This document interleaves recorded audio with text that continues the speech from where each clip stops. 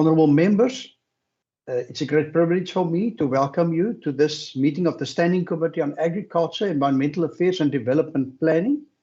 Today is Tuesday, the 9th of November, 2021, and it's just gone 9 o'clock. This meeting is scheduled until 1 o'clock today, or whenever the members feel that they have dealt with the annual report. A warm welcome to everybody, including or starting with the Minister of Agriculture, Dr. Ivan Meyer. Dr. Meyer, would you just like to quickly introduce yourself? I'll give you an opportunity to just say a few words on the annual report a little bit later. I don't know if your head of ministry is also joining us today. Good morning, Chair, and good morning, colleagues. Yes, joined by me is all my officials, but also the head of the ministry, Marike van Jaarsveld, as well as my media liaison officer, Mr. Daniel Johnson, and thank you for this opportunity. Good, thank you. Thank you very much, Minister. And just a reminder to everybody that we must please keep our microphones on mute until we want to participate. Then I would like to welcome the HOD, Dr. Mugali Sebupetsa, and his team. Doctor, most welcome. And would you mind just introducing your team, or would you like them to introduce themselves?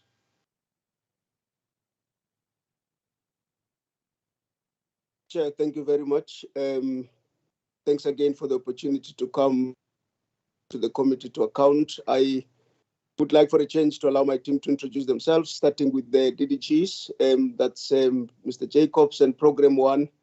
Up to Program 8, if colleagues can do that, so you can hear their voices as well, Chair. Thank you. Please proceed, Mr. Jacobs. Good morning, Daryl Jacobs, DDG Agricultural Development and Support Services. Thank you. Good morning, Floris Huysama, Chief Financial Officer. Thank you. Good morning, Rashida Wenzel, Chief Director, Operational Support Services.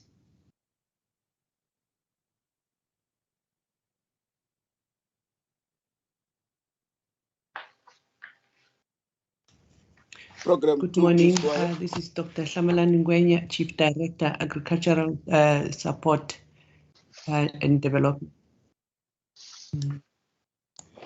Asia Peterson, Director, Sustainable Resource Use and Management.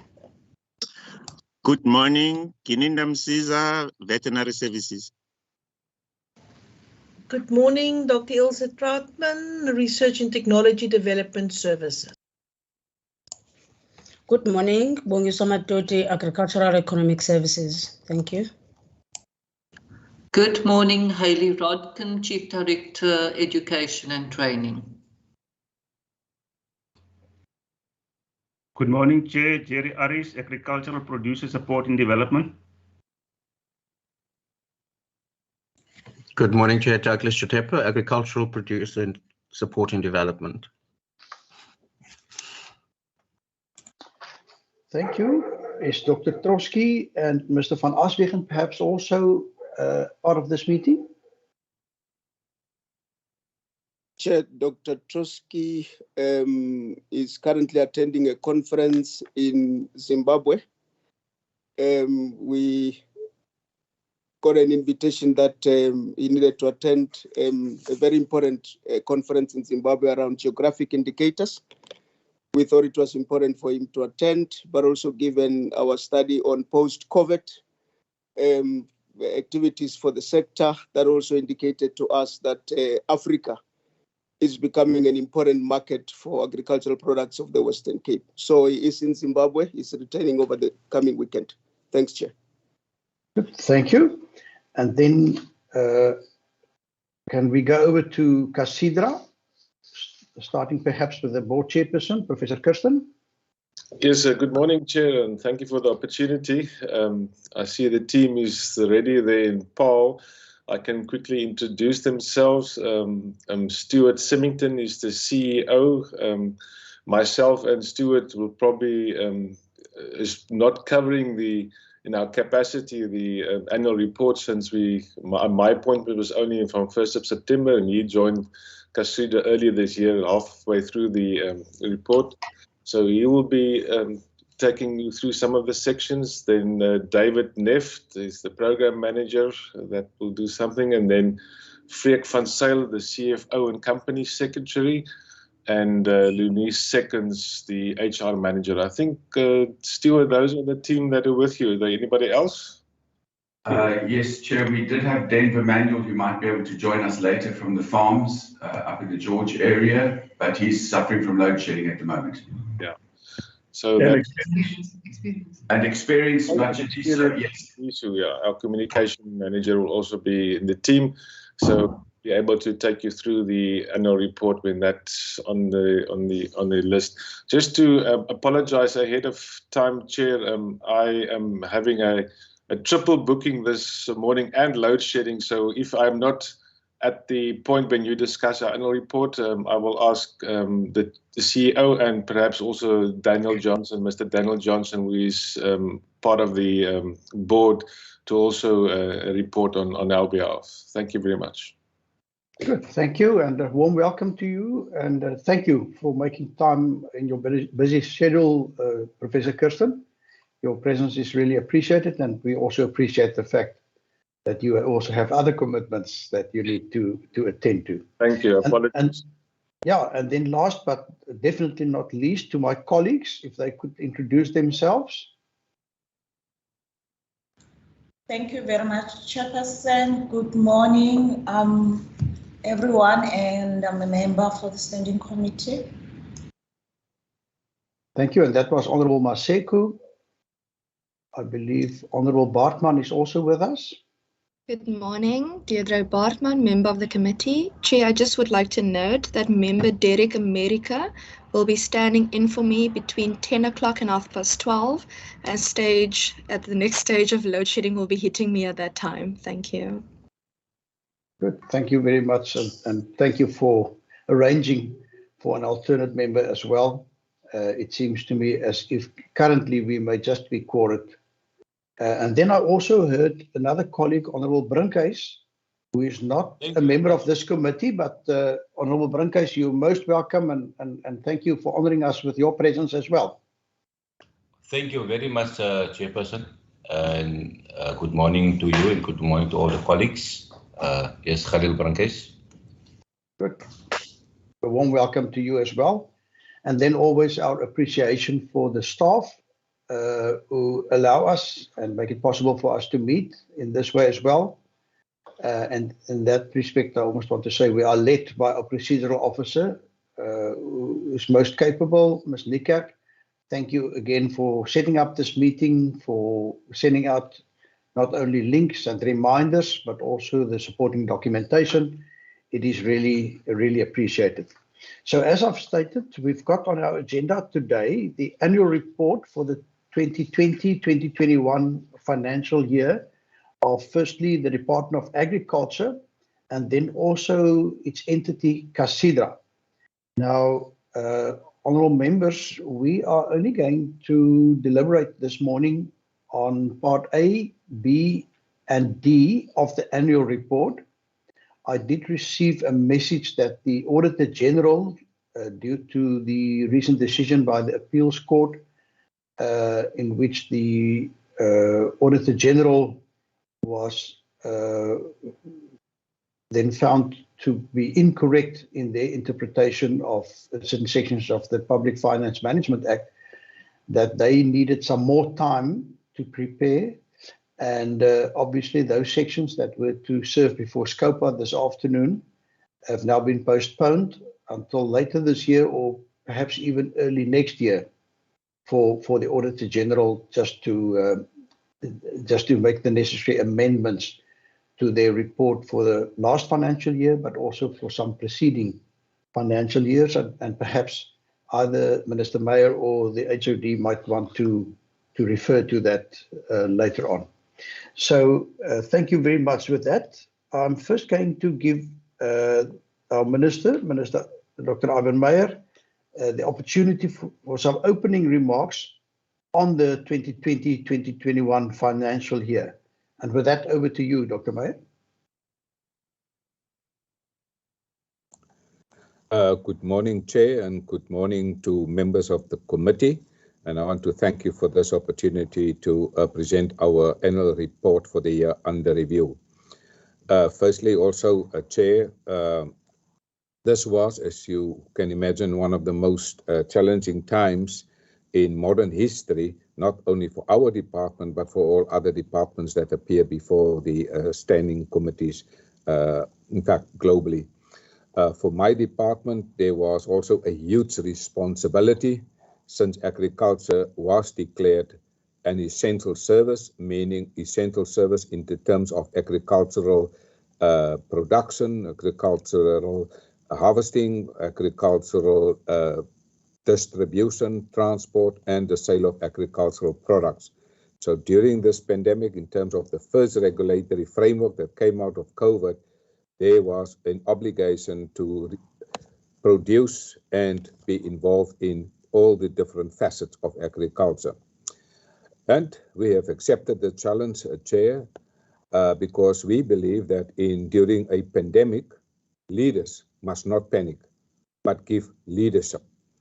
And my head of the department, Dr. Mogale Sebopetse, and his leadership team gave that leadership during this year under review, and I'm very proud of what they have achieved. And during a pandemic, one must give absolute clarity and focus in order to make an impact in terms of the global pandemic, in terms of your role players and stakeholders. And during this period under the review, we were guided and gave some clarity and focus in terms of my 5 ministerial priorities, as well as our statutory responsibilities, both of the department as well as CASIDRA. Now, as reported by the head of the department, Dr. Sebopetse, in the annual report, there were also some significant events and achievements for the year under review, and he will certainly speak to that. One of the major achievements, Chair and members of the committee, is the new Elsenburg water project, where we are saving up to 1 million rand on the monthly municipal bill.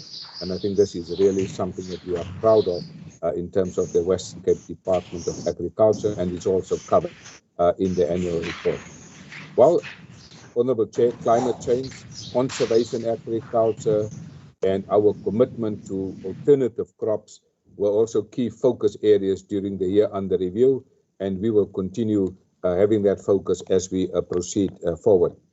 Honourable Chair, I've also received recently a progress report, in fact last month, of the implementation and the progress implementation report from my head of the department in terms of the 5 ministerial priorities.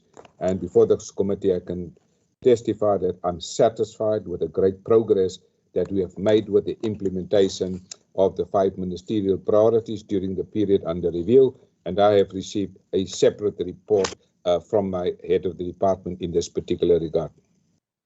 And I'm very proud of it, despite the challenges of the global pandemic.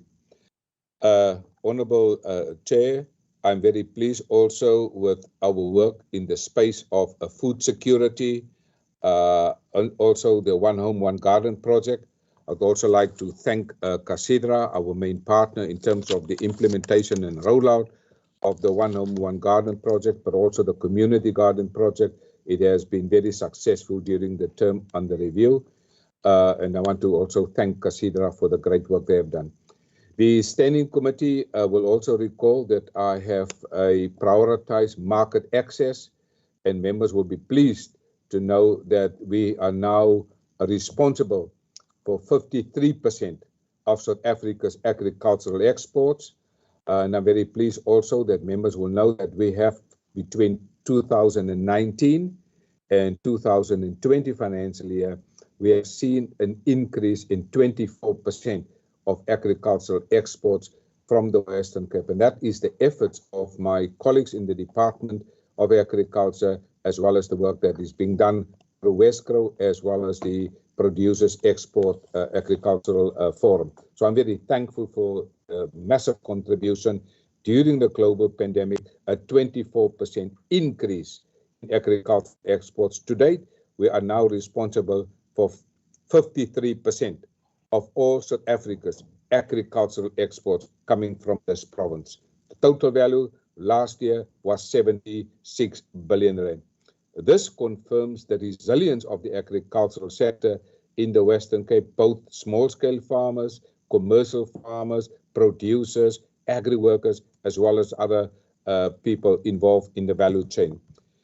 Chair, as we present the annual report to this committee today, I would also like to acknowledge the work of my head of the department, our DDG, who was also a victim of COVID, but he has recovered very well, and I'm thankful that Daryl Jacobs has recovered from COVID, and many of my other staff members, but also the great work that has been done during the year under review by Casidra, as well as the board. There was major challenges in the board, but those have been dealt with, and I'm very pleased for the work that they have done. And for all of them, it certainly was not an easy time during the year under review. But Chair, before I wrap up, I would also like to express my deep thanks and appreciation to the agricultural producers, because during the year under review, one of the things that we needed to do as the Western Cape government was to look into the whole issue of not only food security, but humanitarian relief efforts. And so one of the humanitarian relief efforts was to also consult with the agricultural sector and ask them if they could make a contribution to our humanitarian relief efforts, because most people have lost their jobs, and we wanted to support all the different sectors in society through the NGO networks, faith-based organizations, and other bodies and schools to support our humanitarian relief efforts. And I want to thank the agricultural sector, both the small-scale farmers and the commercial farmers, for their massive contribution during this period under review. And that largely happened as a result of the good partnership and collaboration that still exists between this department and our role players and key role players. For example, the Milk Producers Organization, generally known as MPO, they have requested all the milk producers to donate 1% of their daily milk production to contribute that to humanitarian relief efforts. And I want to thank Dr. Ilse Trautmann and the work that she has done to facilitate that in the Western Cape. And we have also donated 100,000 rand value of milk during the humanitarian relief effort. So I'm very thankful for the work that our department has done, particularly in that. But I also want to acknowledge also that we have also lost some of our own staff members during the period under review, and some of the achievements in this report is the work of people that are no longer with us. And so we say, may their souls also rest in peace, and want to acknowledge also their work. Lastly, Chair, we have also been joined now by new people, and I want to welcome Professor Kirsten as the newly elected chairperson of Casidra. He's bringing a wealth of experience. He has been a board member, and I'm very thankful for his contribution in the board, and we'll certainly see the great impact of his appointment there, but also want to thank the outgoing chair. We've also, as Professor Kirsten mentioned, brought on board a new CEO for Casidra, Stuart Symington, and we have already seen the impact that his appointment made to Casidra, and we are very happy with both the appointments of Professor Kirsten as well as the new CEO and the team at Casidra. Chair, I would also like to welcome here our new Chief Director, very capable person, and we are very happy for her appointment, who is now the Chief Director for Agriculture Producer Support, Dr. Slamalani, outstanding person, great senior manager, impactful, understand the whole value chain of food security, and bring a massive experience, attitude, and knowledge into this industry, and we want to thank her. Lastly, the appointment of Professor Stephanie Mitchley in terms of climate change. We know that climate change, as we sit here, is one of the most critical focus areas for the Western Cape, and her involvement in climate change and her discussions on the radio about climate change and advice to the various rural areas is critical. Chair, I think we have done what is possible. Obviously, we are not perfect, pandemics don't produce perfect circumstances, but in an imperfect world, I'm happy that we have achieved what is humanly possible during the term under review, and I'm happy to table the annual report before the Standing Committee. Thank you, Chair. Good. Thank you, Honourable Minister. Thank you for those introductory remarks. And with that, I would like to hand over to Dr. Sebopetsa for a high-level overview of the 2020-2021 financial year annual report. Over to you, Dr. Sebopetsa. Chair, thank you very much. I think my minister had covered enough ground. He referred to the fact that this was a was a challenge. Yeah. It also presented us with a lot of opportunities, and he referred to the One Home, One Garden, which was actually a huge opportunity that we took advantage of the pandemic to launch. But also that we concluded our curriculum at the college, the only college of agriculture in the country to conclude the academic program in 2020. We were also able to commission our chemical residue testing also during the same period. But also COVID gave us the opportunity to work on our post-pandemic, what agriculture in the Western Cape would look like. And the area that Derek is attending the conference about is one of the key areas that that study told us we need to be looking at.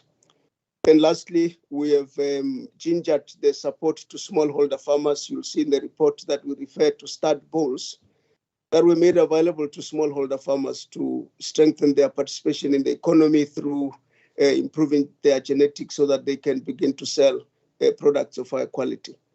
Largely, those are the things over and above what my minister has already indicated, and we look forward to engage with the committee and answer all the questions regarding the report under review.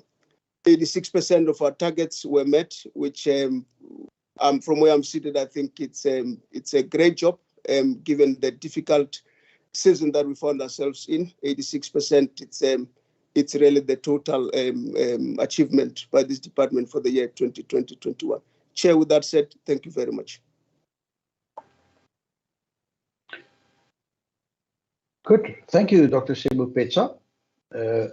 Honourable members, I'm now going to put the annual report. I'm going to ask a number of things. The first one is that we first deal with Part A, the general information part, which you find on pages 7 to 49.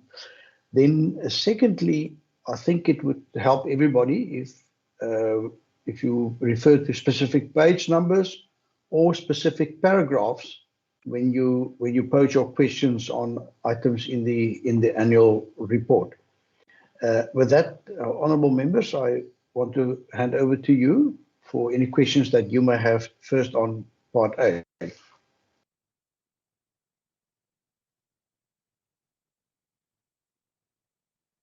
If you could just give an indication by raising your hand.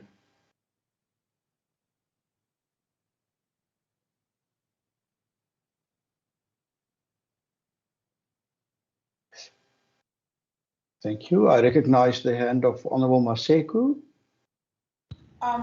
Thank you very much, Chairperson, and also thank you for the short forward of the HOD and the Minister. And then I think we have to acknowledge the difficulty that this department have had to operate in due to the COVID-19.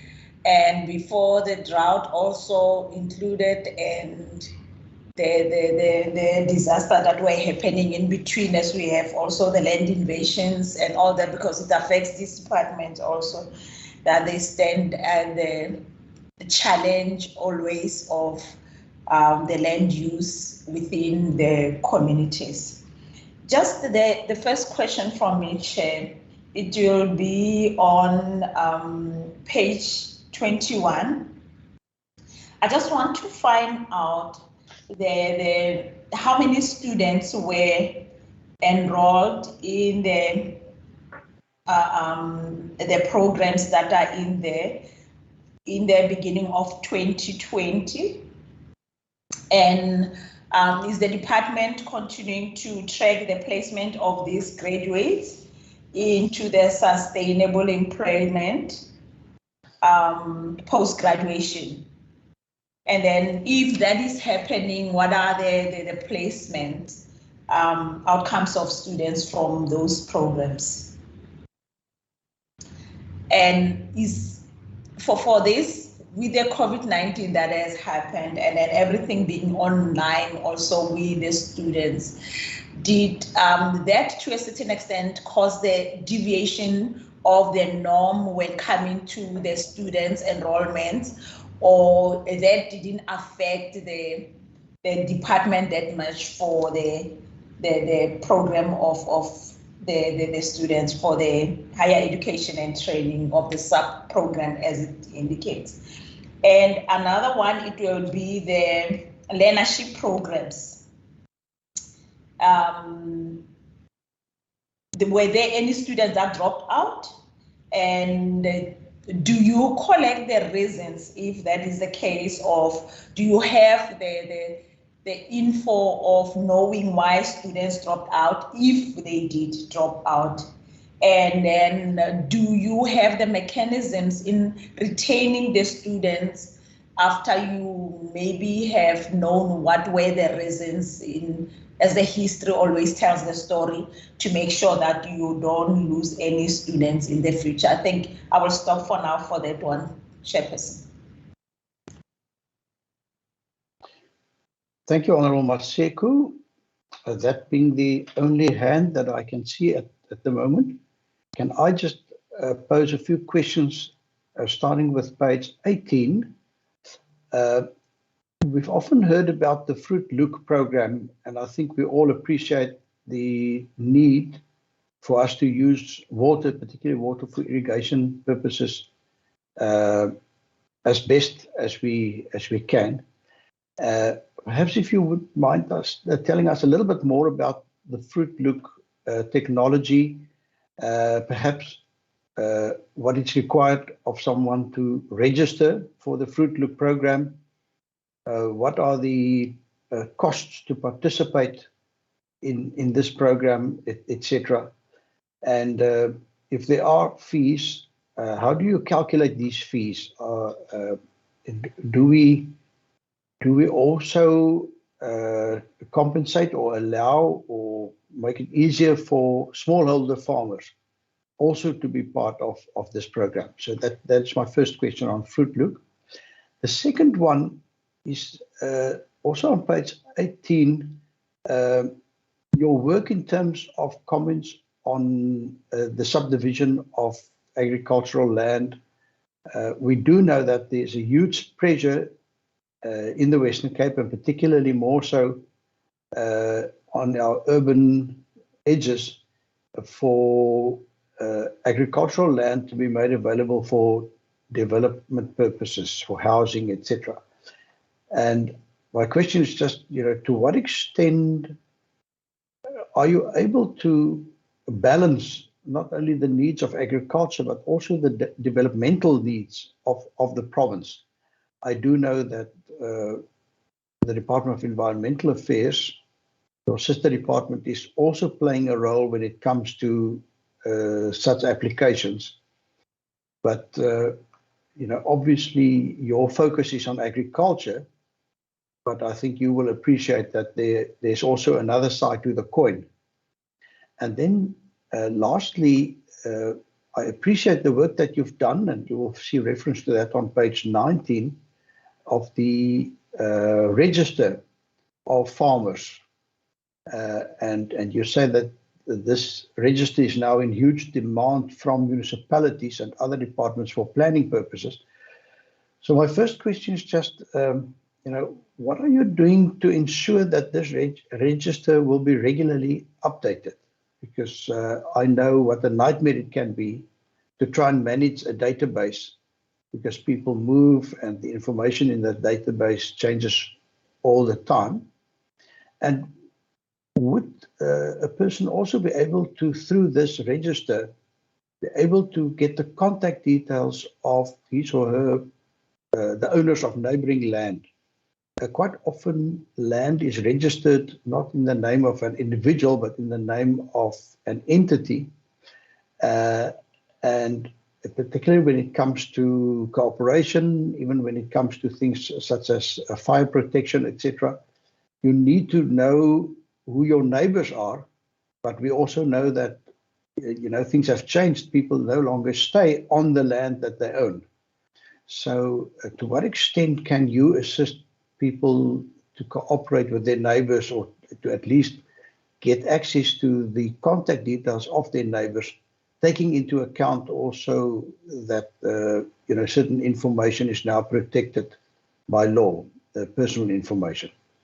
With that, I first would like to hand back then to Dr. Sebupetsa, who I'm sure will be allocating these questions to various members. Sorry, before I hand back to you, Honourable Sebupetsa, we still welcome Honourable Marais, who's also joined us in the meantime. Honourable Marais, you're most welcome. Honourable Marais is a full-time member of this committee, and I recognize your hand.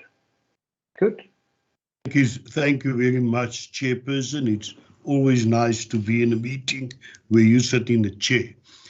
I just want to mention something. COVID has interrupted a lot of things, even the time a person have in browsing through these thick volumes, which you sometimes get a day or two before the meeting. So I couldn't go through everything in this volume, but I'm very heartened by the fact that we are now producing such a large portion of South African food production. 53% is awesome.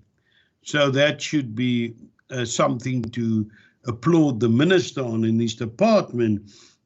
24% increase, which means there are farmers who farm commercially very successfully, and I'm concerned that it's only Vaikraal and Amalstein and those farmers that cannot farm economically. For the best, they might have subsistence farming. I wonder if there's no answer to that, then we should give them other farms. You can't for our whole life till kingdom comes say Amalstein and Vaikraal can never be successful because of water shortages. Then we've got to talk to Ms. Patricia de Lille at National. So give the colored people of Vaikraal and Amalstein other farms that's available so that we can empower them as well. Or otherwise we are going to wait. Like, when I die the day, I want to see Amalstein and Vaikraal successful, but we get every year the same report. Now, I want to know my question. To what extent can solid waste be used more in a more beneficial way to improve soil texture? Are we doing enough to make use of solid waste?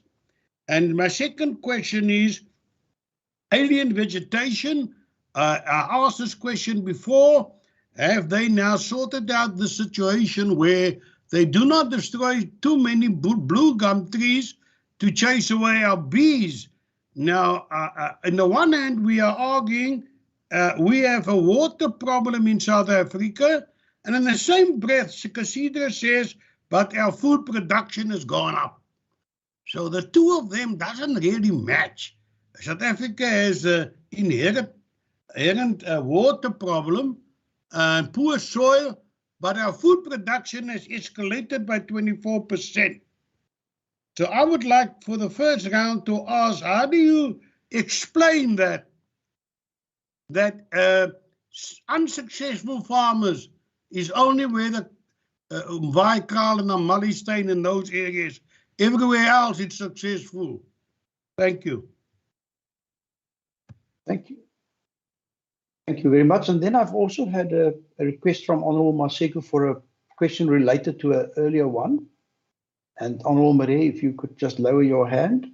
With you, Honourable Maseko. Thank you very much, Chair. I just wanted to add another question about the training. On page 23, the department reported that no engineering professionals were appointed as none met the post criteria, and it goes on until because of this, some have been lost to the department.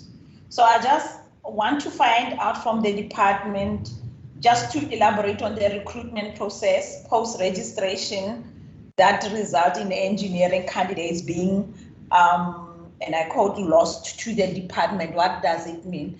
But another thing, Chair, just for you to indulge us, but it will be helping to us also as the members, if as we ask questions we can quote the pages so that we follow the answers of what we do ask, or maybe the department, they can follow what is it that we are asking, and then it will help us just to make notes for future reference. I will request if you can do that, just indicate the pages you ask the question. That will be brilliant. That will make us to move forward as we do. This book is really thick and we still have cathedral. So if we can do it and not do random, it will help also to the department. If you can indulge me on the chair, it will still be my favorite chair in the whole world. Thank you very much.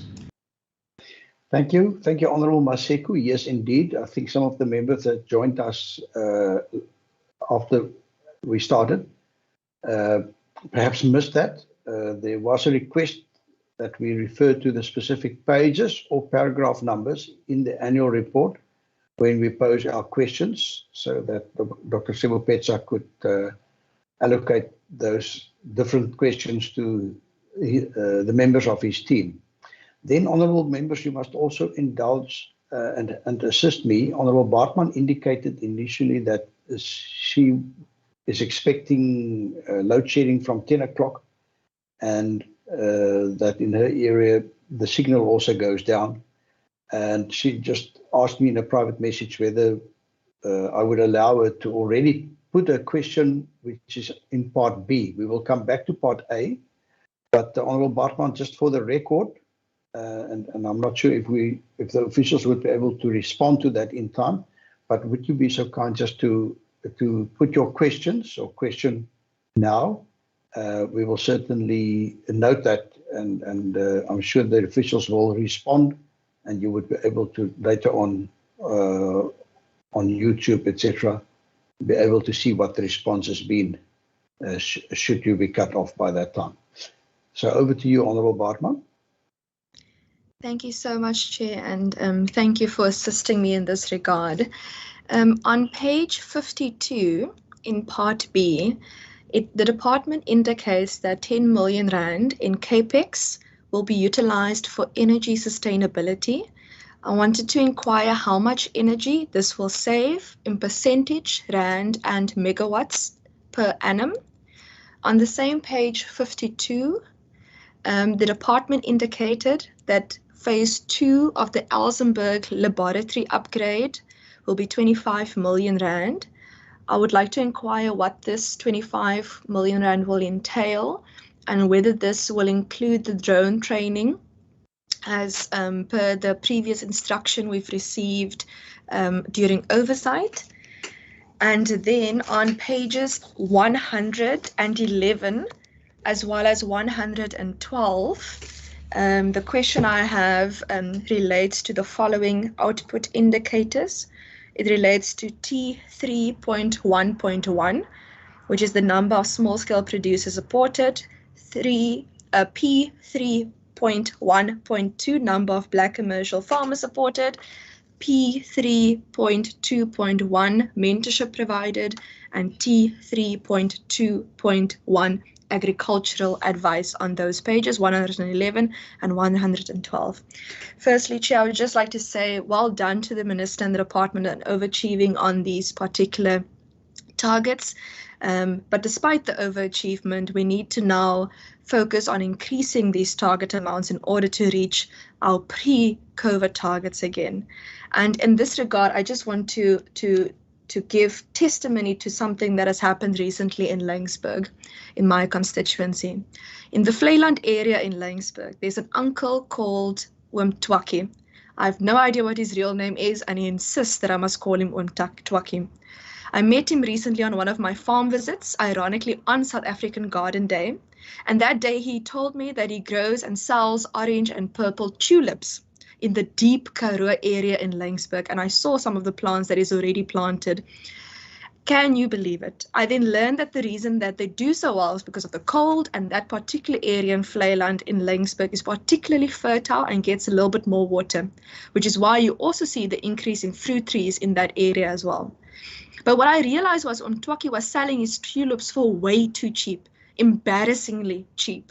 And I tried to explain to him that he won't be able to make profit this way and that he shouldn't be afraid to ask market value for his products.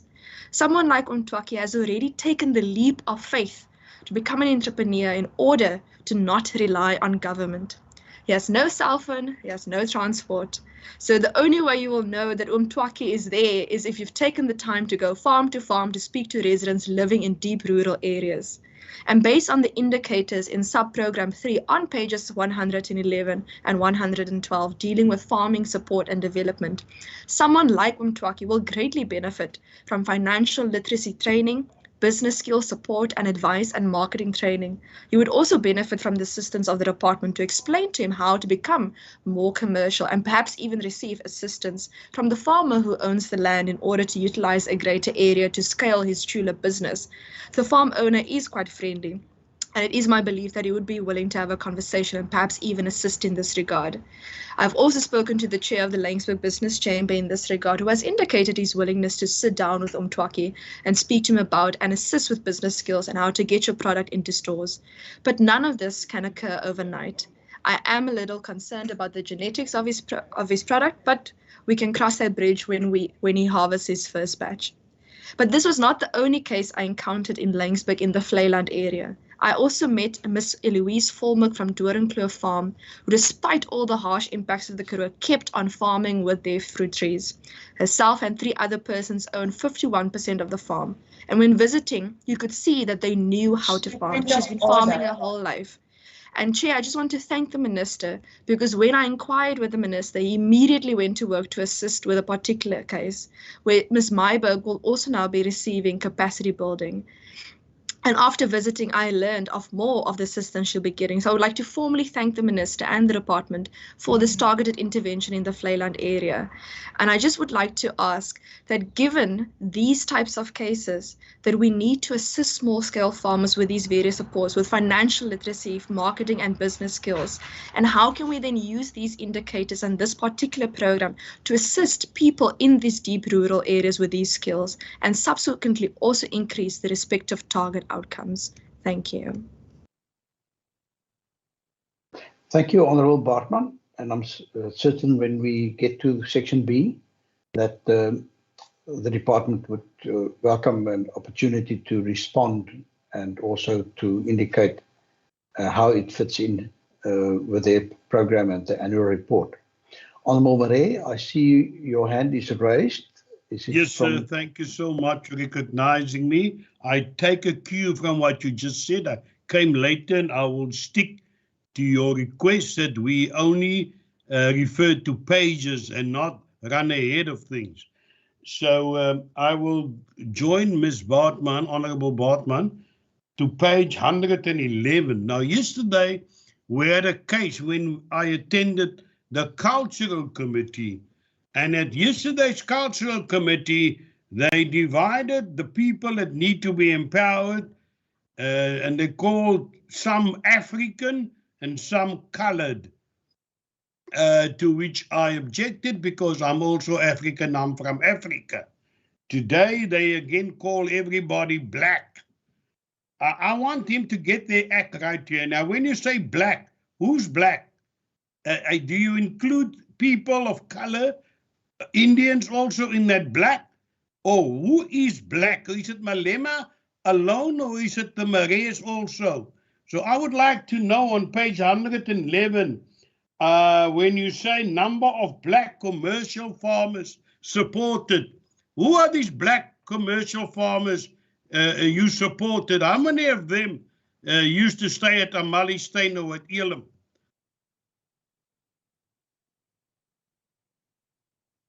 Okay, thank you, Honourable Marie. Page 111 is also part of Part B.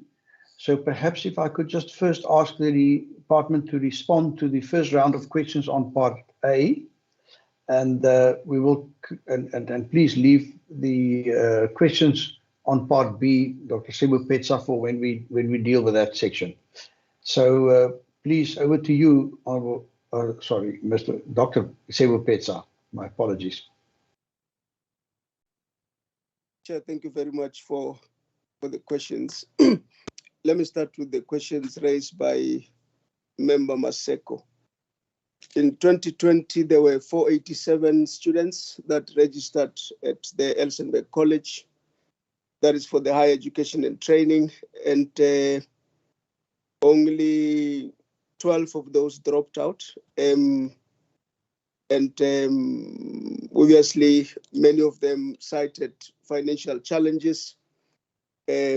Although, as a department, we made efforts to assist them with computers and also data, given the fact that in that period we also intensified our blended learning.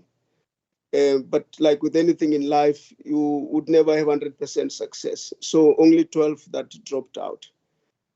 Your second question was whether we're tracking the students to follow them after they've graduated. Yes, we're doing that. In fact, as we speak, in this financial year, we will be concluding a second iteration of an external evaluation to pick up exactly where the students are and what are they doing, because we believe that should constantly inform what we're doing going into the future. In the past, the evaluation we've done showed us that 60% of the students that qualify from here were finding themselves in the sector as meaningful players in the economy within agriculture. Blended learning was facilitated by the support we gave to students last year.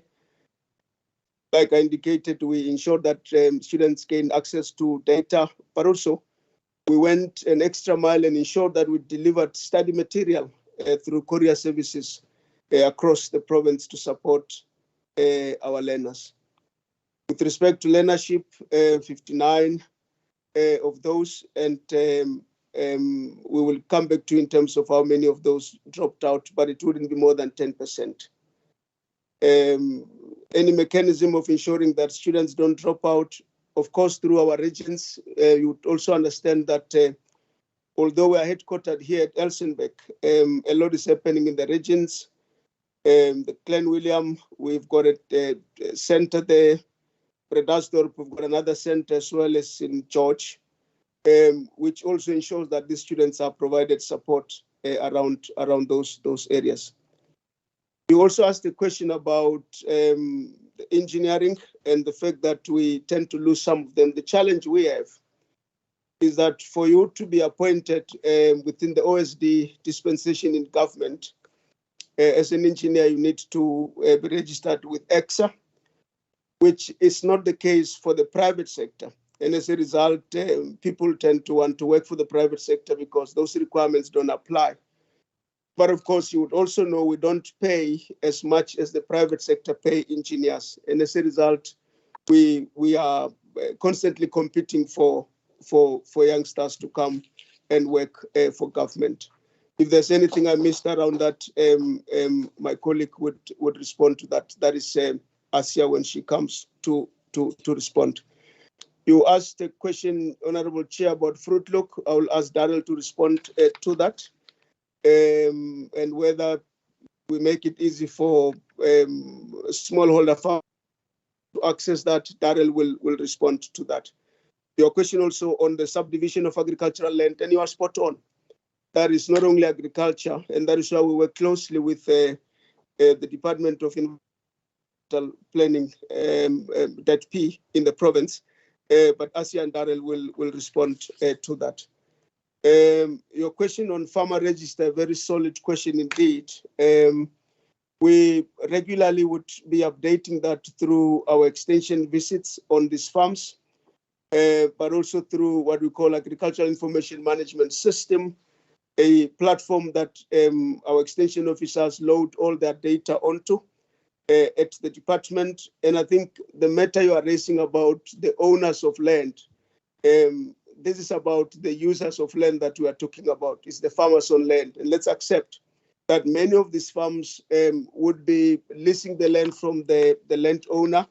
And obviously, if we need to share that data, we'll share it, of course, complying with the POPI Act and so on. And I agree with you fully on what I call Know Your Neighbor campaign. And that is what, through the commodity approach, we are aiming to achieve, so that farmers get to know who their neighbors are, because in that is an ecosystem of support that farmers can give each other to ensure that they look after each other's needs, but also the mentorship support that comes very handy to support each other around that.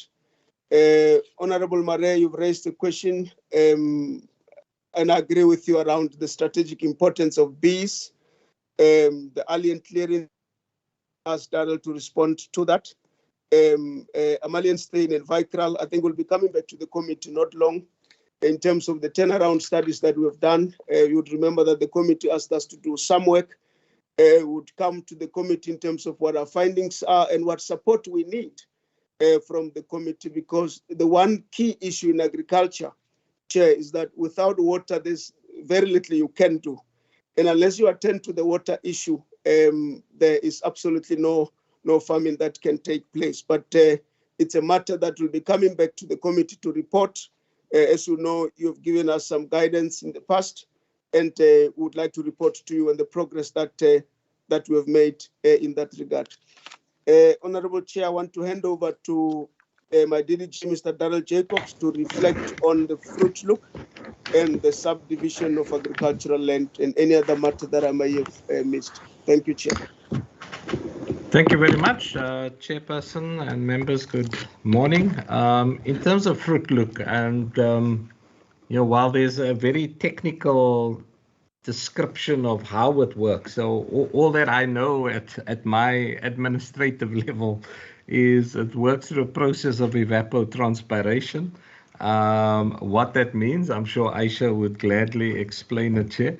But in terms of a cost to participate, there is no cost for the farmers at this point. The entire cost for Fruit Look is covered by the department.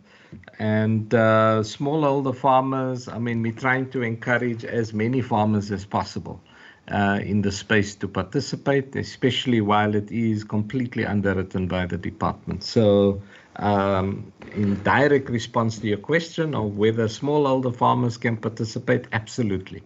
We would encourage that. It's not limited only to a certain group of farmers. Regarding how we balance environmental needs and agricultural needs, obviously our team look at the agricultural significance of land use applications. We are overwhelmed very often by the request to change land use from agriculture to something else.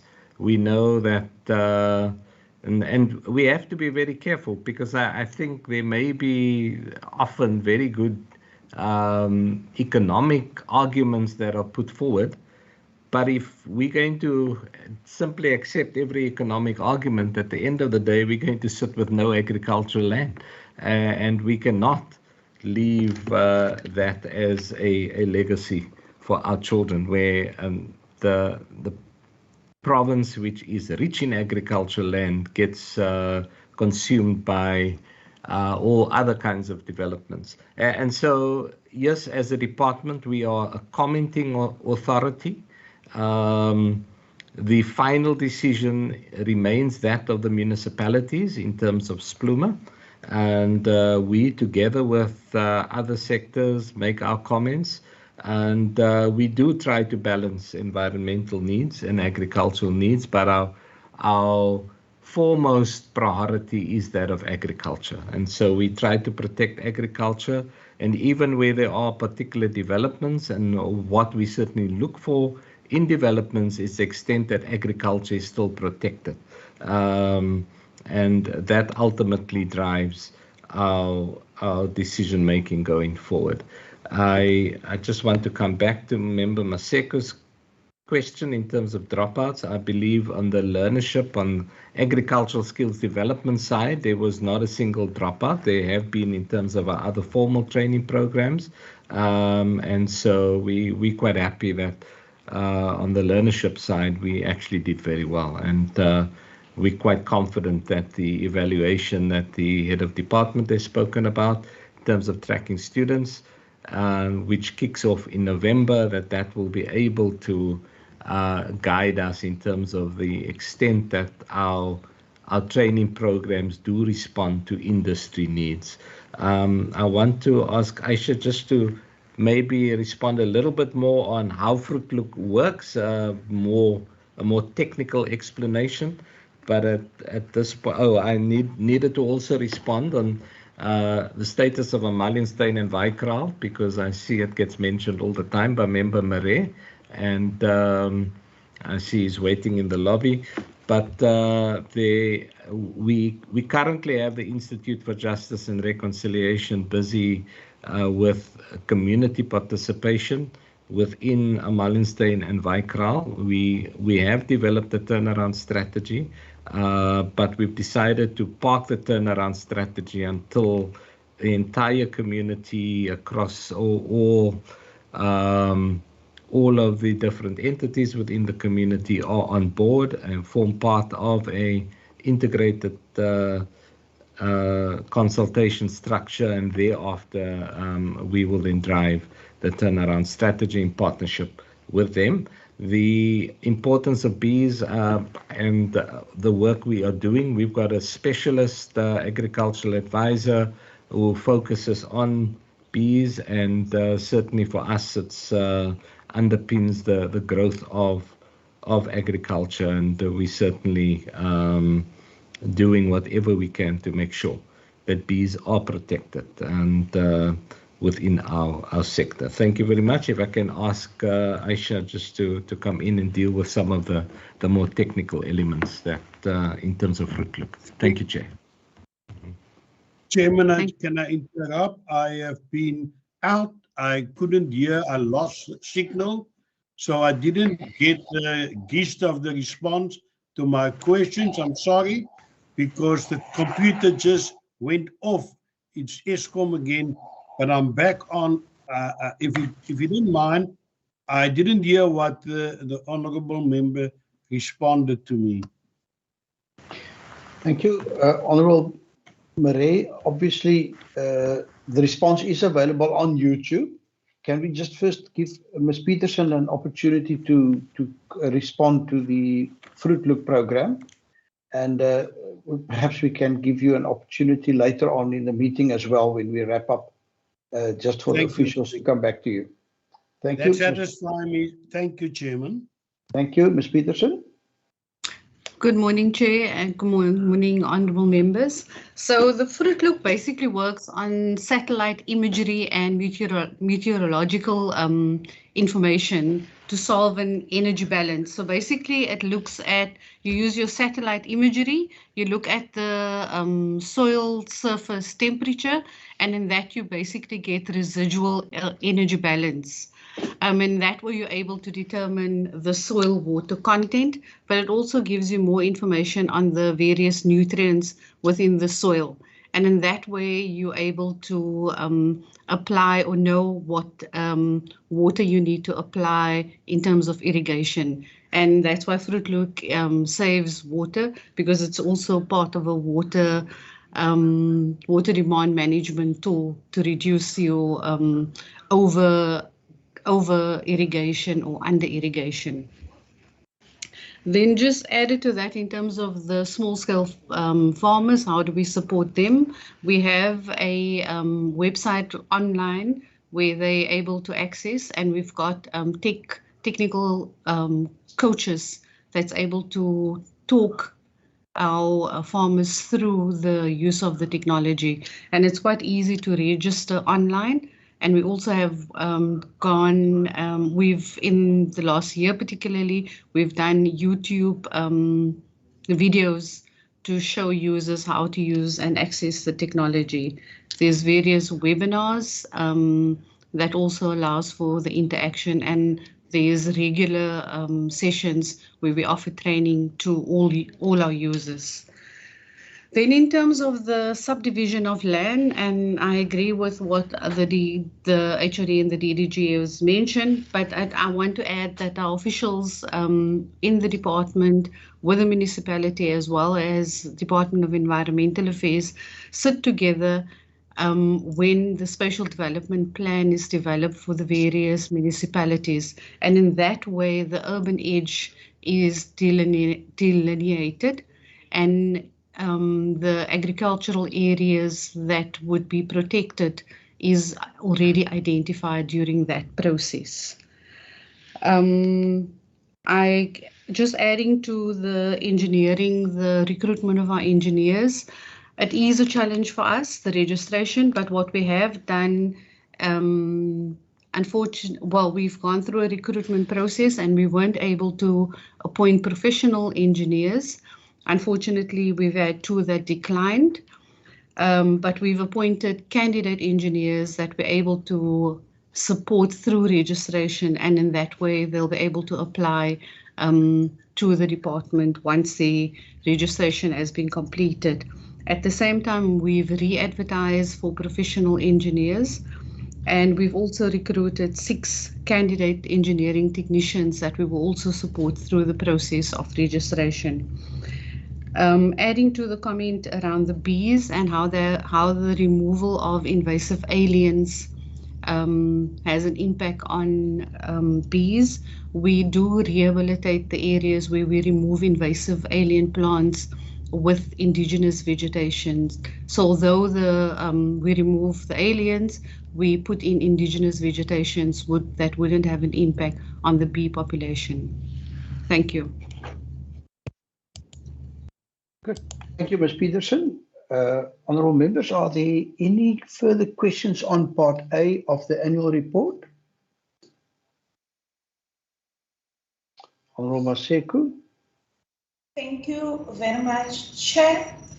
On page 25 in the book, it talked to although the program awarded 139 bursaries to financially challenged students, adequate funding for the allocation of bursaries to qualifying students remain a challenge.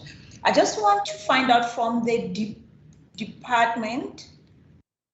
I mean, this is one of the investments of the department that they champion for value and for sustainability in future for our youth to carry on the department. And I mean, Minister indicated the issue of what I call Ubuntu, the essence Ubuntu with the humanitarian relief and the involvement, the partnerships and the stakeholders.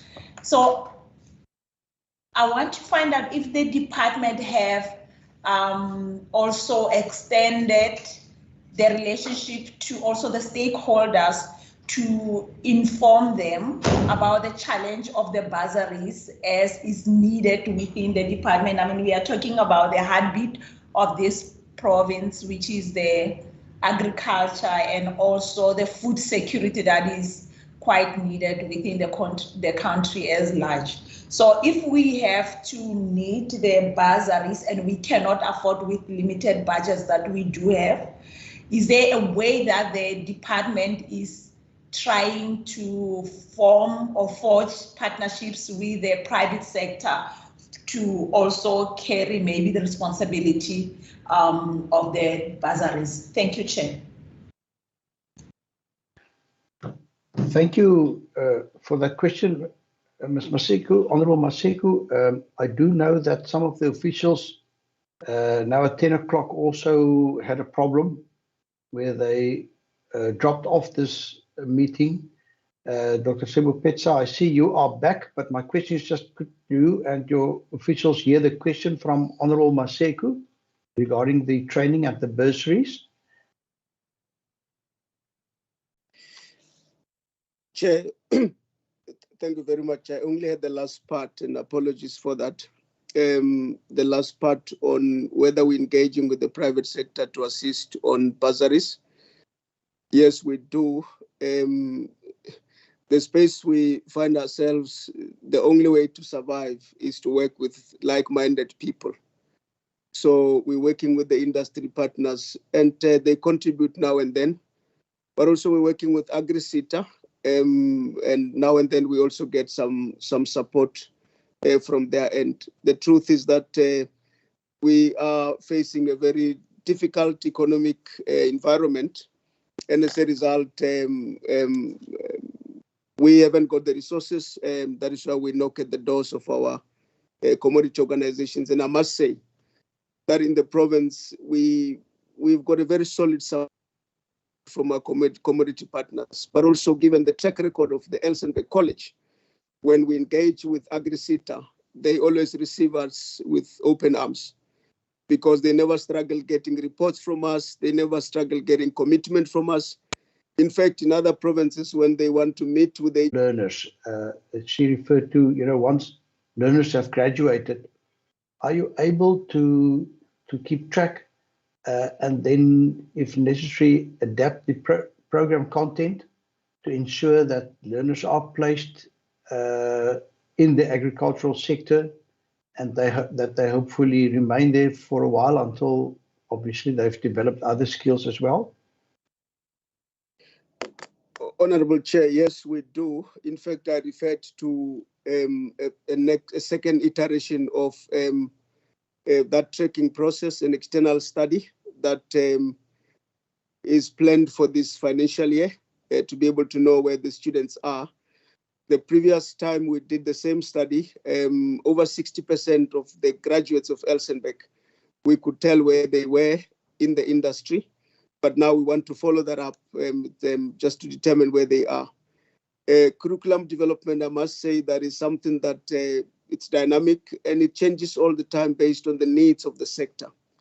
This is the only college by far that the industry is well represented in terms of, what the college should produce. And that connection and the contact we have with the industry to shape up what becomes the curriculum, it's important for us and it's maintained. Yes, because in the end, we don't just want to train students and they find themselves elsewhere outside the agricultural sector. Yes, it's an important thing, and hence we're doing that external evaluation again so that we can bring the credibility to the findings, and we'll share that with the committee as well. Thanks, Chair. Good, thank you. And just from my side, I regret the fact that financial aid in the form of National Student Financial Aid system is not available to the students at our provincial training institutions. Good, honourable members, it's my impression that we've now exhausted the questions on part A. We've already got some questions put by both Honourable Bartman and Honourable Marais on part B, and therefore I now want to table part B. Chair? Honourable Maseko? Yeah, I think Minister wanted to say something, Chair, if you can recognize him. Honourable Minister? Thank you, Chair, and thank you to Honourable Member Maseko. I think the HOD did reply to that issue that she has raised, and particularly in terms of the training life cycle. As you know, you start with a training needs analysis, then you conduct your training, and then you do an evaluation. And based on the evaluation, you do some further interventions. But I think the HOD successfully covered that. I think the main thing is the partnership with the sector, but also particularly with the AgriSeta. That for us is also very important. And the point that the chair raised now about the student aid fund that's not available for the training colleges. So that is currently a major stumbling block, and there's nothing, I think, that's going to change that particular landscape.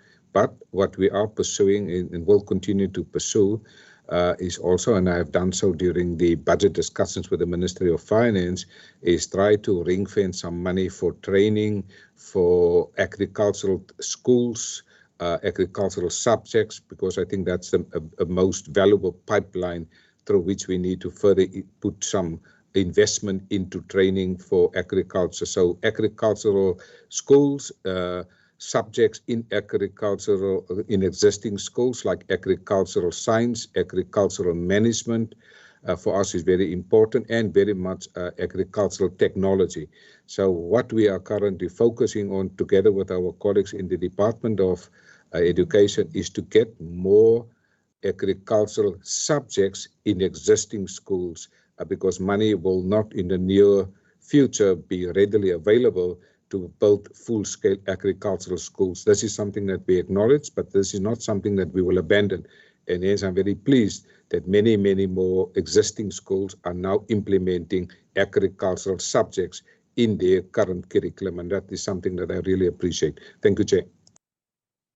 Thank you, and I recognize Honourable Maseku's hand again. Thank you, Chair. Through your indulgence, before you continue to the section B, I just quickly want to find out on the, and again, thank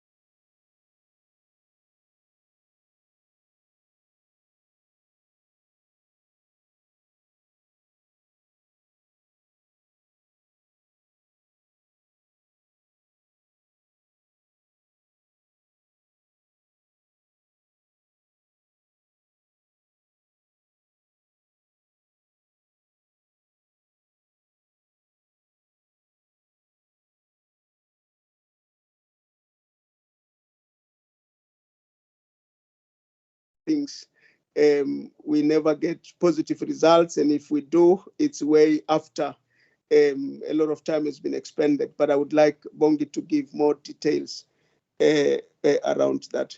Chair, with your permission, I would like to pause and ask Ms. Wenzel to start and Ms. Matoti to then come after that. Thanks. Thank you. Ms. Rashida Wenzel, over to you. Thank you, Chairperson. Just in terms of the savings, in terms of the energy project, kilowatt hour saving, kilowatt hours generation is 1,250,000 kilowatt hours, and the rand value of that is 1,275,000. So the payback for the system in terms of what we spend and how long it will take us to get that money that we spend back, it's 5.6 years. So there will be an estimated 18% saving annually on our current electricity account. The numbers that I've given is per annum. Thank you, sir. Thank you. Thanks, Bongi. Thank you, Chairperson, and thanks actually HOD.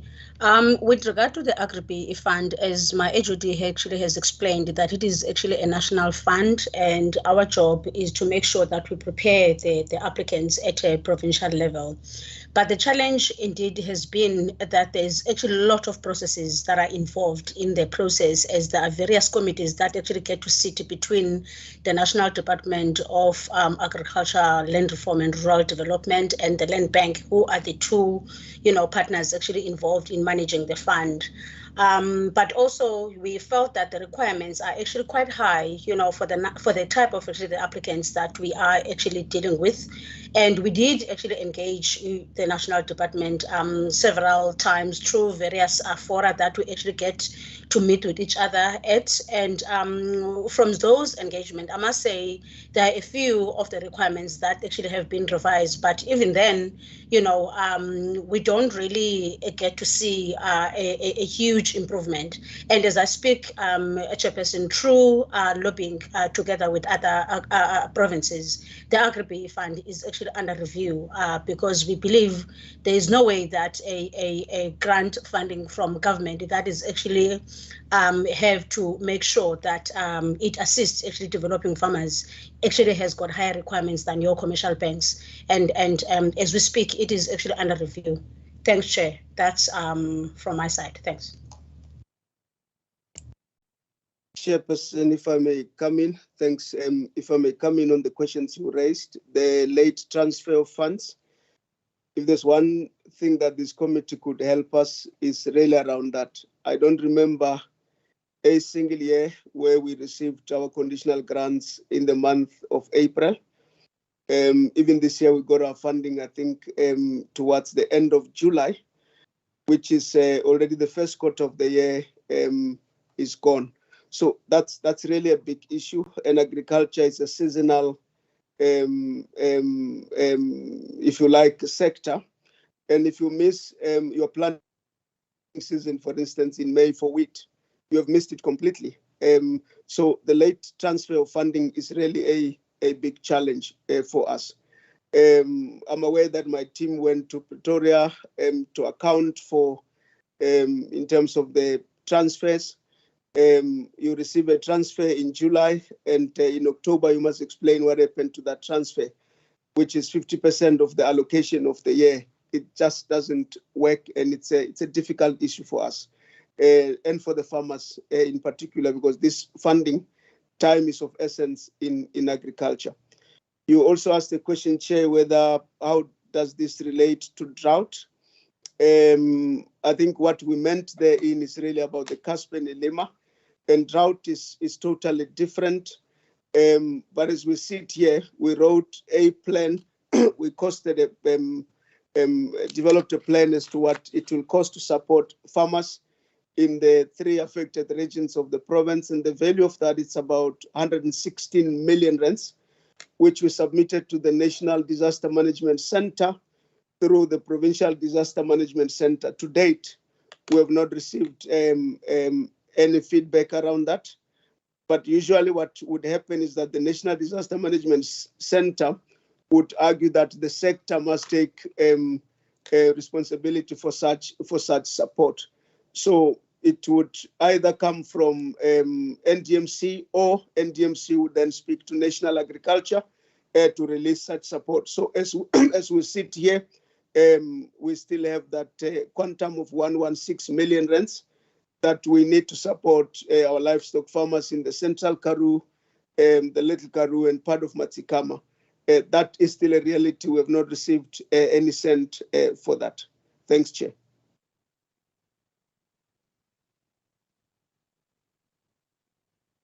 Thank you, honourable members. Any further questions or any follow-up questions on section B? In the absence of hands, can I just ask, and I have asked this question before, it is my impression that the canals that, flow from the Clanwilliam Dam down to places like Lutzville, Vredendal, and so on, that those are in a fairly are fairly old, and that they need regular maintenance, and that from the department side that we have been subsidizing the maintenance and repair work to those canals for a number of years now. But who's the rightful owner of those canals? Is it the National Department of Water Affairs? Is it a provincial asset? Are we allowed to spend provincial money then on a project like that? And I'm not doubting the importance of the maintenance. We all know that our harvesting season is during the dry time of the year for our deciduous fruit and for our wines, but that and we've seen in the past where breakages occurred, the absolute impact that it has, the real panic that some of our producers are experiencing because they are so highly dependent on that water. But what can we do to ensure that we are not queried in terms of our expenditure on what might be another entity's asset? And secondly, how can we ensure that the maintenance work on those canals are not only limited to fixing, certain weaknesses, but that we could be quite proactive and so that we can ensure that the deterioration, the wear and tear on those canals are less than the improvements in terms of that infrastructure that we do. So that is my one on the irrigation, and particularly those canals. And secondly, do we have any recent information on the work at the Clanwilliam Dam itself? The work we all know has been standing still for a number of months, but we've had, for example, Minister Patricia de Lille visiting it and promising that it would be attended to, the delays would be attended to. We've also had an answer to a question by the Deputy President in the National Assembly, also saying that the problems with the procurement system have been addressed and that those procurement processes have now been transferred to the National Treasury Department. Have you seen any uptick in terms of the construction work being done there at the Clanwilliam Dam recently?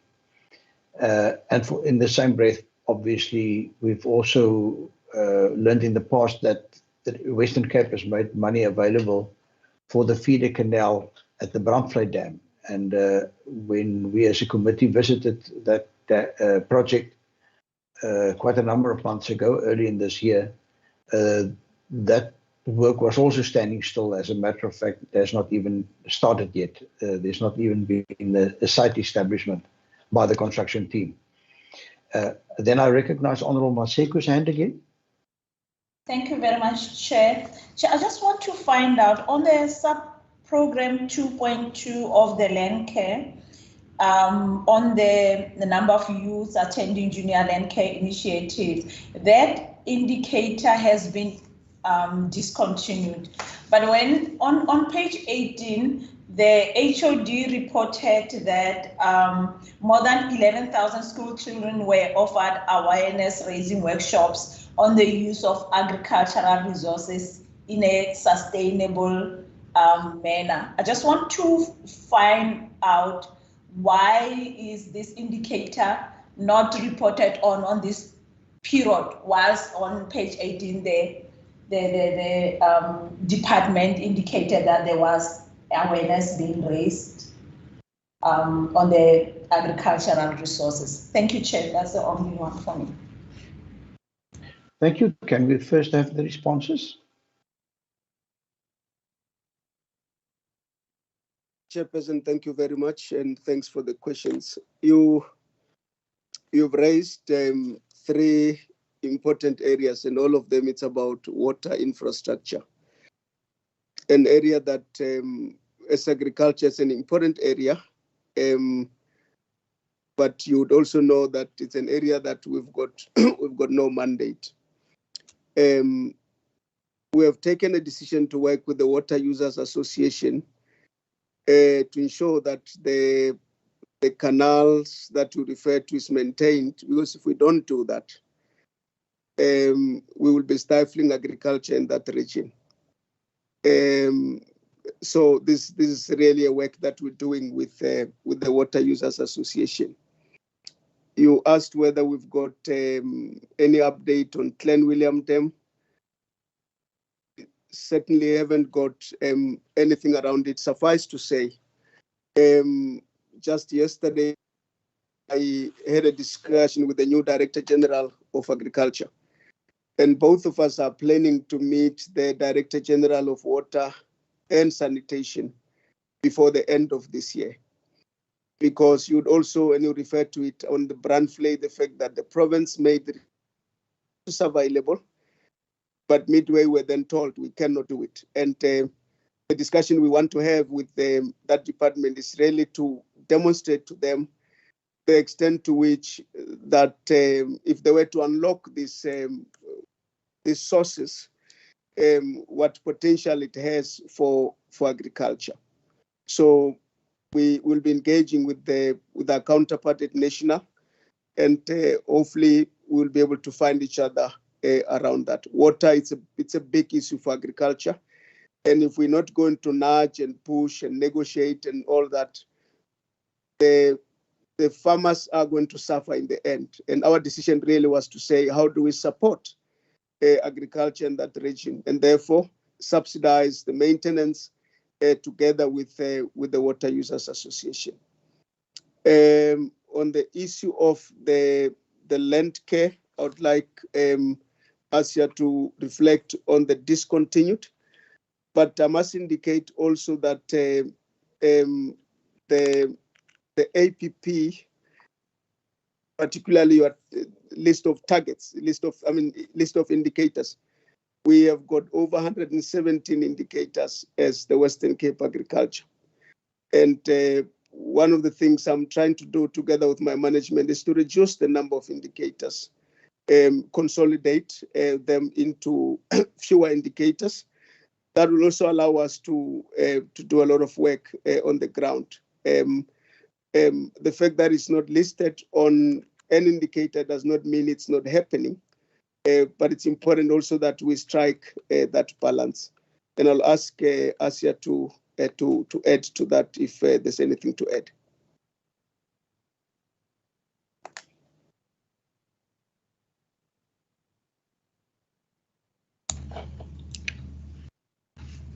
Thank you. HOD, the one around the junior land care, that's correct. We had just in terms of provincial indicators for the land care sub-program, 13 indicators, and it was in an attempt to reduce the number of indicators that we reporting on, but it doesn't mean that the work that we do has stopped.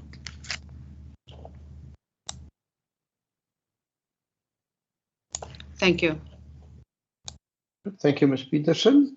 Dr. Sebopetsa, anything else that you would still like to add? Sorry, Chair. Honorable Maseko. On the same question, I don't know if I missed something because the load shedding is, I just want to find out why. I do understand, and I mean, I can attest that yes, that is being done. The department is still continuing with that.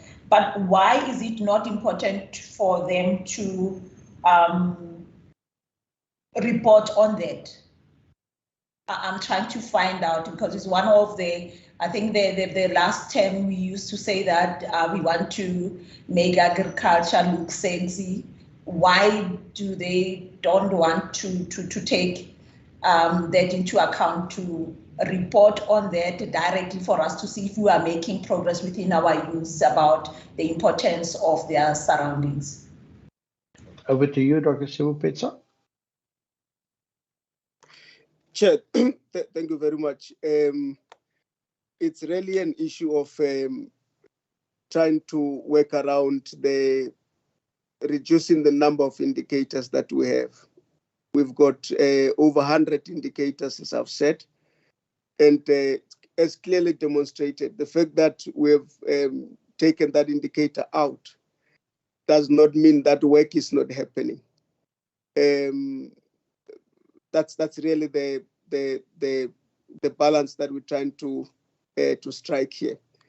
For instance, there's other work that is happening in program 7, for instance, that looks at young people again. You also need to consolidate. Where do I report that? Do I report it at 2 levels in the department, or I just report it at one place and then have lesser indicators? If you ask also program 3, there's also issues around young people supported, those that are benefiting from the food gardens at the schools. Where do we report that? Do we report it at program 3 or program 8? So it was really a question of it's a balancing act. I'm really on a mission to reduce the number of indicators because I think it's way too much. And what we've done is really consolidating, but not discarding the work, because that we cannot do. Young people are important. We need to do what we need to do to support our young people, but we can be creative around the manner in which we report it and where we report it without creating a scenario where we count young people at program 7, which is the college, and we do the same count in program 2 and the same count in program 3. So all these programs will be reporting about the same people, but reported 3 times. So really that was really the decision that was taken to say, let us now begin to streamline, reduce the indicators, but not completely throw the work. And I think what Member Maseko refers to, it's exactly that it's discontinued, but it's not outside the department. We have not lost it. We're still doing work around it. That is why when the HOD gives forward, the HOD accounts to that work, although you may not find it in the indicators, but that work is not lost. Thanks, Chair. Thank you. Thank you, Dr. Sebopetsa. Just on another topic, chemical residue testing. Sorry, Honorable Maseko, would you like to go first? Is it related to earlier questions? No, Chair, it's another questions. The HOD have responded fully on like the other questions. It's just new questions that are coming, Chair. Okay, you're welcome to proceed. Okay, thank you very much. I just want to find out on the number of smallholder producers that were supported, how many of these smallholder producers were the HDAs? And the other question, it will be the number of agri-processing projects executed, which is on page 132. Also, the indicators being discontinued I just want to find out also, does this performance indicator being discontinued, or does it mean, like the HOD mentioned it, does it mean it has been reported in a way somewhere on the annual report? Thank you. And I So also that's all. I'm just trying to find out if there were no any processing projects that were executed at all, or if they are, which they fall under which program now. Thank you, Chair. thank you, Honourable Masiku. I also recognize and welcome to you, Honourable Smith, as well. Honourable Smith, I see your hand is raised. Thank you, Chairperson. And apologies for being late. I just came into the meeting when you were ending off part A, and standing in for Member Maran, who is ill this morning. Chair, if you would allow me, can I just ask one question or one or two questions, please? Yes, certainly, Honourable Smith. Initially, we did indicate, and quite frankly, we're not adhering to it strictly, that if possible, please quote the page number when you refer to something in the annual report and you want to ask a question on that, if possible. Over to you, Honourable Smith. Thank you, Chair. Chairperson, no, I think many of the things that I have has been covered. Just on page 168, is that now part D? No? Can I continue, Chair, or are we not there yet?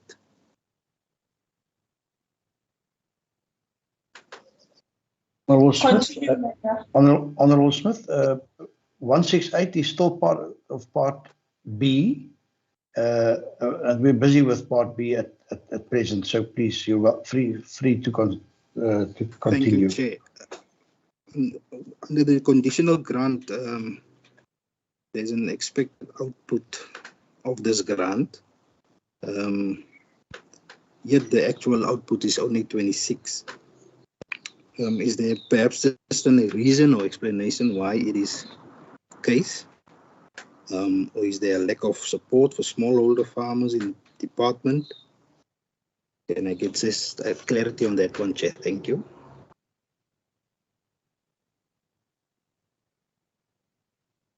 Good, thank you. Is that all, Honourable Smith? Then can I just say on, thank you. On page 121, I think it's paragraph, or it refers to as P443, number of samples tested for chemical residues, 0 out of 550. It's on page 121.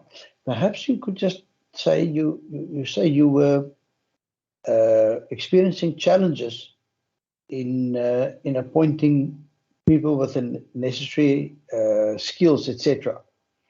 So which I understand. My question is just, I presume that this is important work, and perhaps you can just expand on that. Is it then not possible to have outsourced this kind of sample testing rather than to do it? Because I'm just concerned that here we have an indicator which we in the past identified as an important indicator. I presume it's an important function as well. And yet in a full financial year, none of the samples, and 550 is perhaps not a big number in terms of the provincial demand, but the target has been set, and the indication has been that 0 has been tested. And then shortly thereafter on page 126, there's a reference to the number of veterinary public health samples tested. Again, it sounds to me, as a relatively lay person, as a very important function of the department. And again, it seems to me far fewer samples were tested. Now, the reason given is that the restriction on movement under lockdown may have been, contributed to this. But again, it seems to me that it may be a capacity problem on the department side as well. And the same on page 127, number of samples tested for smallholder farmers. Now, again, one would imagine that, you know, we want our to reach out to our smallholder farmers and give them all the support that we can. And yet we've done, you know, about half of what we envisaged to do. And then also on page 127, number of samples tested for chemical residues. I don't know if this is a different kind of test, but again, 0 out of 100 as a target. Perhaps if you could just help us in this regard. And what are the chances going forward if we're unable to appoint the personnel with the required skills? What are the chances of then getting these tests done by other laboratories? And perhaps you can just tell us, do they need to be accredited? And wouldn't an alternate model of managing this function going forward, seeing the challenges and the fact that it seems to me we're quite vulnerable in terms of the appointing the staff with the necessary skills, that you know, alternate solutions could be found to address this shortfall. Honourable Smith, your hand, is that a legacy hand or another question? It's a legacy hand, sorry, Chair, I must just put it down. Good, thank you very much. And with that, over to you, Honourable Sebopetsa. Sorry, Dr. Sebopetsa. Chair, thank you very much. Let me start with your questions. The chemical residue testing lab, I think the issue there was that an appointment was made, but when the gentleman was supposed to come work, he then started negotiating in terms of salary, and we could not beat that because we've got a very prescribed remuneration program in government, and so we could not have him here. But I must indicate that as we speak, we were able to get someone, so work is happening at that particular laboratory. You asked a question about whether there was an opportunity or we missed an opportunity of outsourcing that. It becomes very difficult because there's issues of accreditation, and also you would know that this is by far one of the best labs in the country after the one in Pretoria at Onderstepoort. So that is why we couldn't outsource, because you can only outsource it to places that are accredited. We are a SANAS accredited laboratory, but the issue is now past us because we got somebody, and fortunately the gentleman from the University of Stellenbosch accepted our offer, and work is happening at this laboratory. You referred, Chairperson, to pages 126 and 127. If I may start with 127, in terms of number of samples tested for smallholder farmers, it's really an issue of the demand that is coming from the sector. But of course, 2020 was a difficult year because there was a huge curtailment in terms of movement. Although agriculture was declared as an essential services, not everybody was able to do what they needed to do at the time. So it was really an issue of we had targeted based on previous performance, but the demand was way less than what was actually set as a target. So if there's anything I missed there, I'll ask Dr. Jean to come in. Honorable Maseko, on the number of smallholder producers, you asking questions about HDIs. my sense is that this is all CASP related, so it's all the HDIs, and that list can be made available to the committee if so required. You also asked a question about agri-processing that is discontinued. That is so. It is in program 5 that is discontinued, but that work is accounted for under page 142 in program 6. It's again the issue of streamlining, exactly the point I raised earlier on, that we cannot count agri-processing at more than one place in the department. So if you look at page 142 under program 6, there are 7 initiatives that were supported. And in terms of the company supported, my information is that we supported 21 companies, but 7 initiatives agri-processing were dealt with under sub-program 6.2. So that's really the issue of reporting things in one place at the department so that we don't double count. Honorable Smith, your question on CASP page 168. I'm not sure I understand the question exactly, but what is reported there is what was achieved: 0 subsistence under CASP, 26 smallholder, and 30 commercial. If I missed it, you can guide me as to where exactly the point you are raising is, so we can respond to that. Suffice to say that the allocation as received in terms of this conditional grant was implemented as approved by the transferring department, because this grant is received by us and is transferred by agriculture, land reform and rural development. And I'm happy to say that is as reported, and this was part of the approved business plan that was approved by the transferring department.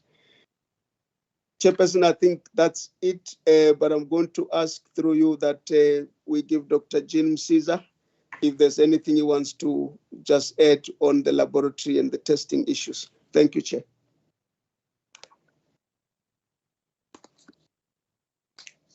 Thank you. Please go ahead. Okay. Thank you, Chair. This is Jean and Dr. Mukhale. I think most of the things he has covered them. I'll just expand the reason why the outsourcing part was not considered is that up to so far, most of the functions or the tests has been done by the private institutions, but that one has posed a bit of sustainability things. Like in one of the other years, the prices were raised by 130%. That also had made it almost impossible for some of the producers to be able to meet those requirements. Then as a result, it caused a bit of start-stop in their operations. And secondly, the reason why we initially had the laboratory in the first place is that for almost the last decade, the trade of our commodities, especially like lamb and ostriches, were not being allowed to by the EU, purely because of our lack of capacity of chemical residue. So the reason of having this lab was more of a strategic thing to ensure that in the long term, the province is having that capacity to sustain that long-term export commitment to our trading partners. And lastly, this is also one of the capacity issue of having our emerging or our smaller producers to be able to meet those requirements at a sustainable and cost-effective prices, to be able to be formalized to accept those value-add industries. The issue of outsources, it currently happening, but it's unsustainable. It start and stop. So the capacity of the province is required. And lastly, is that internationally, in any case, it requires that some of the laboratories that produces those results should be government goedgekeurde laboratories. So one way or the other, we have to have that capacity. So fortunately, it took a bit longer, but unfortunately, we arrived there. And the nicest thing is that we got the quality and the best things. And within a year or two, this will be one of the only province operated laboratory in the country and one of its kind. Thank you, Chair. Good, thank you, Mr. Msiza. Can I just ask a last one? Sorry, I see Honorable Maseku's hand again. Over to you.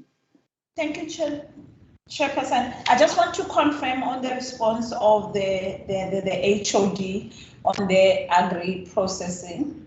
And I see you do have the investment promotion business on the vision-inspired priorities. The investment promotion and business retention, and it falls under the agro-processing support, the sub-program of 6.2. Also, the investment in attracting investment in catalytic infrastructure and securing energy supply within the province. Then, now I want to find out, and I can see that, and if you agree with me that yes, you have put that on the agro-processing support, but I want to find out why the energy security on your vision-inspired priorities is separated from this sub-program. You sort of put it under the resource resilience and not on the side of the investment facilitation and promotion. Thank you, Chair.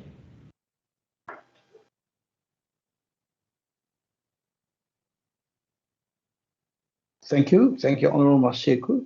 And then just again from my side, and I'm referring here to skills development, and I don't know if Ms. Rotkin would be called upon by Dr. Sebopetsa, page 149.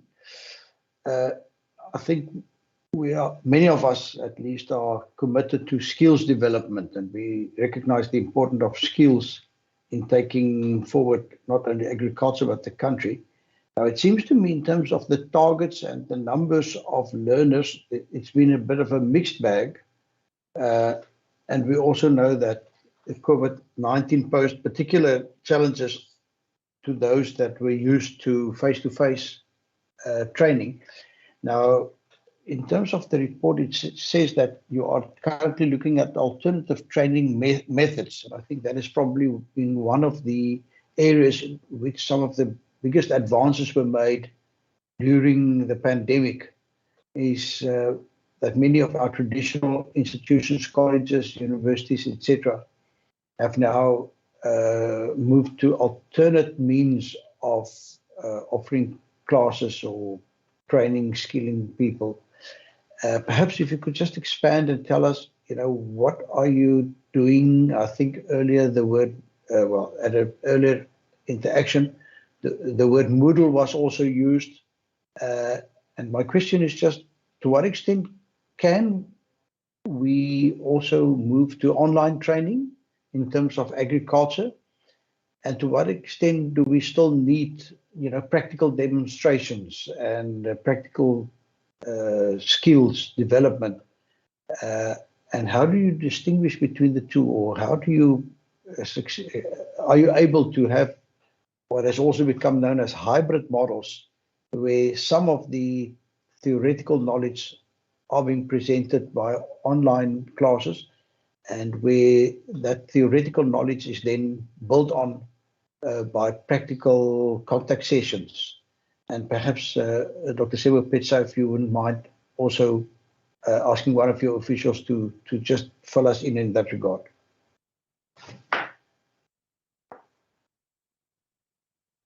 Maseko, is that a new hand? Yes, that's a new hand. Chair, is the last question from me. I just want to ask from the minister, with the challenge of energy, to what an extent is like the municipality now that it will be advisable for them to have to be on an independent grid for the energy. To what extent are you communicating with the farmers maybe to be one of the solutions for the food security? Because the dependency to Eskom is not going to really give us joy as we struggle today in the meeting today to hear each other. Are we saying to the farmers also they need to look at the options, and what is the contribution of the department towards those farms to make sure that they take that initiative to have the independence of some of them depending for processing, depending on Eskom, and that sort of killing their economy as Western Cape. That is our heartbeat. Thank you, Chair. That's all from me. Thank you, Honourable Maseko. Yes, I was also hoping that the investment in alternate energy would be assisting Dr. Sebopetsa not to drop off this this meeting. So over to you, Dr. Sebopetsa. I also see, Honourable Minister, you've switched on your video. Would you like to come in here? Thank you, Chair. Since there is a direct question to me by Honourable Member Maseko, I would like to answer it. I have no load shedding where I am. I'm here in the legislature at my office, so I will be here for the full duration of this meeting. Chair, yes, I think the issue of energy security for the agricultural sector is something that we are continuously having discussions within the agricultural sector. I have been in touch with the Chief Operating Officer of Eskom nationally, who brought me in touch with the Distribution Network Manager, and we have subsequently had a meeting last Friday with Eskom. Unfortunately, I was busy with something else, and I have asked my head of the department to attend the meeting last Friday with the Premier and Minister Bradell, together with Eskom, specifically to look at how we can provide some energy security, specifically now in the harvest season in the agricultural sector. I have been in touch with the agricultural sector myself, and we have now agreed that there will be a follow-up meeting, and thanks to Dr. Sebopetsa, who has briefed me post the meeting that we had on Friday about the energy security for the agricultural sector. So the outcome, Chair, of that meeting was that there will now be a separate meeting to look into perhaps alternative load shedding for the agricultural sector to accommodate the agricultural sector specifically during the high harvesting season that they are now in. Yes, I think in terms of the long term, the best thing that anybody can do for the agricultural sector is to have a stable municipality, a functional municipality, and stable energy provision. And obviously, as the HOD explained earlier, in terms of water security, and that's why he and the newly appointed HOD for the Department of Agriculture will meet the National Department of Water Affairs.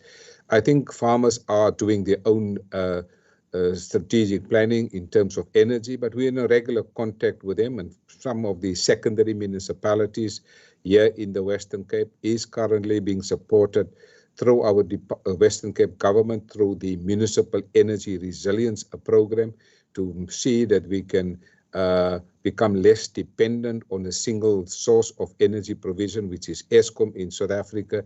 So those is currently in place. It's a long-term strategy. It's not going to happen overnight. We have to see this for the next 10, 15 years. Some farmers have invested in solar panels. If you travel across the Western Cape, you will see some farmers, but the extent and the size and the magnitude and the depth of that investment is quite massive. So we can understand that that investment is not something that's going to happen immediately. The biggest single investment that we have now seen as a result of the climate change is the netting. And we did have a look at gross fixed capital formation. In other words, the investment in agriculture. And that report has indicated that there were no major investment, infrastructure investment in the Western Cape, except marginal investment into the netting businesses, and everybody that travels across the Western Cape will see the netting coming up everywhere, wherever you travel. In fact, yesterday I was at the multi-million rand Sarons berries project which we have opened, all under net. So I think there are some discussions currently taking place within the Western Cape government and the various sectors of the economy, and within the Western Cape Department, we are in continuous discussions about it. And farmers, I think, in terms of our work that we are doing in terms of climate change and climate resilience and conservation agriculture, that's the way we will have to do. In fact, last night there was a great discussion also on the radio about what about options for, specifically in large areas of the Karoo, potentially farming with energy. And if you travel across in the N1, you will see some of the farms, there are huge solar panels feeding into the grid. I think this is the future. Do we have energy security? No. Do we need energy security for sustainability in the agricultural sector? Yes. Is it critical? Very. Why? 11% of the GDP of this Western Cape comes from the agricultural sector. So I think, Honourable Member Maseko, I think work has been done. Work continues to be done also by Green Cape, but I think much more needs to be done and much more urgent, because the latest discussions with Eskom indicates to us that the problem and the magnitude of the problem is quite severe, and certainly is something that we cannot afford, not in the economy of the Western Cape, let alone in the agricultural sector. But much more needs to be done. But there are some discussions currently taking place between the agricultural sector and the energy resilience team. Thanks, Chair.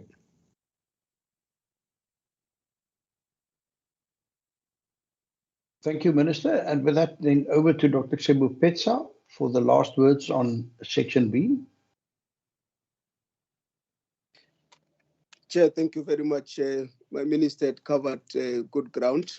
I'm not going to repeat what he said. On the question from Member Maseko, I would like to ask Ms. Rodkin to respond to the question you raised around training. She texted me to say, please allow me to answer this one. So I'm going to allow her to respond through you, Chair. Hayley? Good morning, Honourable Chair and members. Not that I'm that excited about answering, but yes, we are very proud as the college. It's been an ongoing project of learning, both for the students and the lecturers. So, Chair, you've basically answered that. Of course, we are using a hybrid of content online and then practical, and given Alsenberg, its history and what we try to achieve, practical exposure, including the work integrated learning programs we have running, will always be a part of our learning agenda, which we had to adapt very rapidly last year to find the best solutions for our students. And I'm glad to say that the lecturing and academic staff across both the higher education and skills development very much came to the party, and we managed to use a variety of learner systems that included Moodle, which Stellenbosch University helped set for not only our Bachelor of Agriculture students, but also for our newly implemented diploma students, and also managed to extend that to the agricultural skills development, with a little bit of lesser success because of the we've got a diversity of students with access to resources, and you do need to have quite a bit of consistent access to data, to a fixed laptop or computer, and so these are ongoing challenges that we face. But then we've also used other systems such as Google Docs. We've had Google Classroom, and we mixed it up with WhatsApp, with emails, with cell phone, not only for lecturing, but also for the tutoring, mentoring part of it. And I believe that we're getting ready to have a more sophisticated approach. Our study with the Orange Knowledge Project is busy being implemented. The first phase, it's basically a study with a university in the Netherlands. And that will it includes a study currently of our agricultural skills development students and staff, and a more sophisticated online system that later on in the year we'll probably be able to implement more fully.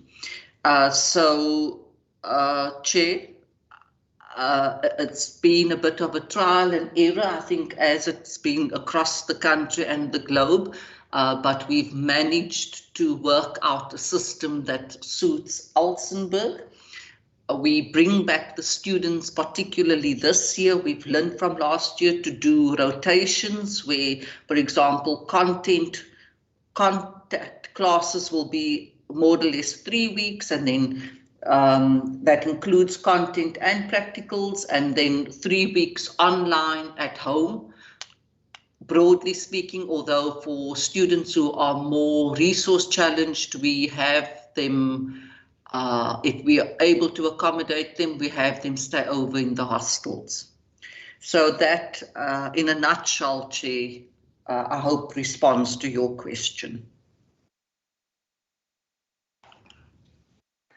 Good, thank you very much. Dr. Sheva-Petsa, anything that you would like to add? Chair, nothing to add. I think Hayley responded thoroughly. We learned from last year and we implement those lessons this year going into the future, accepting that there will never be a thing called the previous normal. This is the new normal going into the future. So we've got to prepare ourselves for even major disruptions going into the future, and therefore we needed to put in new systems, including the model that she referred to, Google Classroom, and many other of these platforms that exist to ensure that learning continues at Elsenburg. Thanks, Chair. Thank you, Dr. Sheva-Petsa. And that now brings us then to the last section, section D, on human resource management. Are there any questions from members for the department on part D of the annual report? Honorable Maseko. Thank you very much, Chair. Chair, the only question that I do have is to find out from the department the training intervention structures to enable career progression for women in the mid-management levels, as we see that they usually lose the management at the top structure. So how are you doing that for the HDIs? Thank you very much, Chair. Good. Thank you, Honorable Maseko. And then just 2 questions from my side.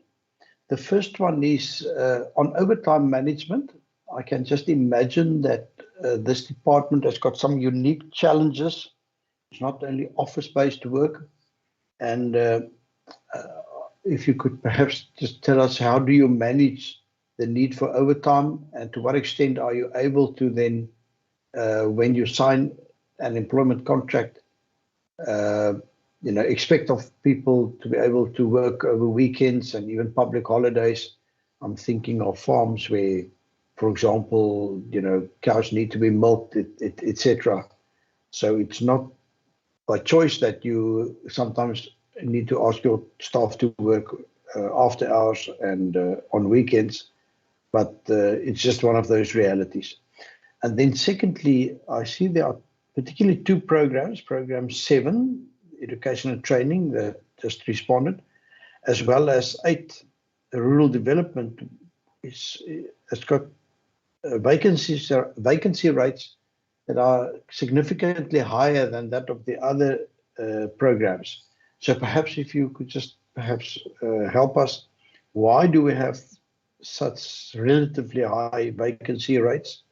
I say relatively because when I served in the National Assembly, I saw some government departments with vacancy rates far worse than this, but still vacancy rates approaching 10% do seem to be higher than the norm in this province.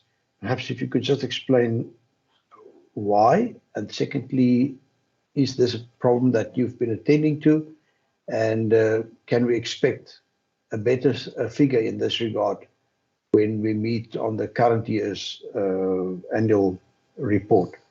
And with that, Honourable Maseko, I recognize your hand again.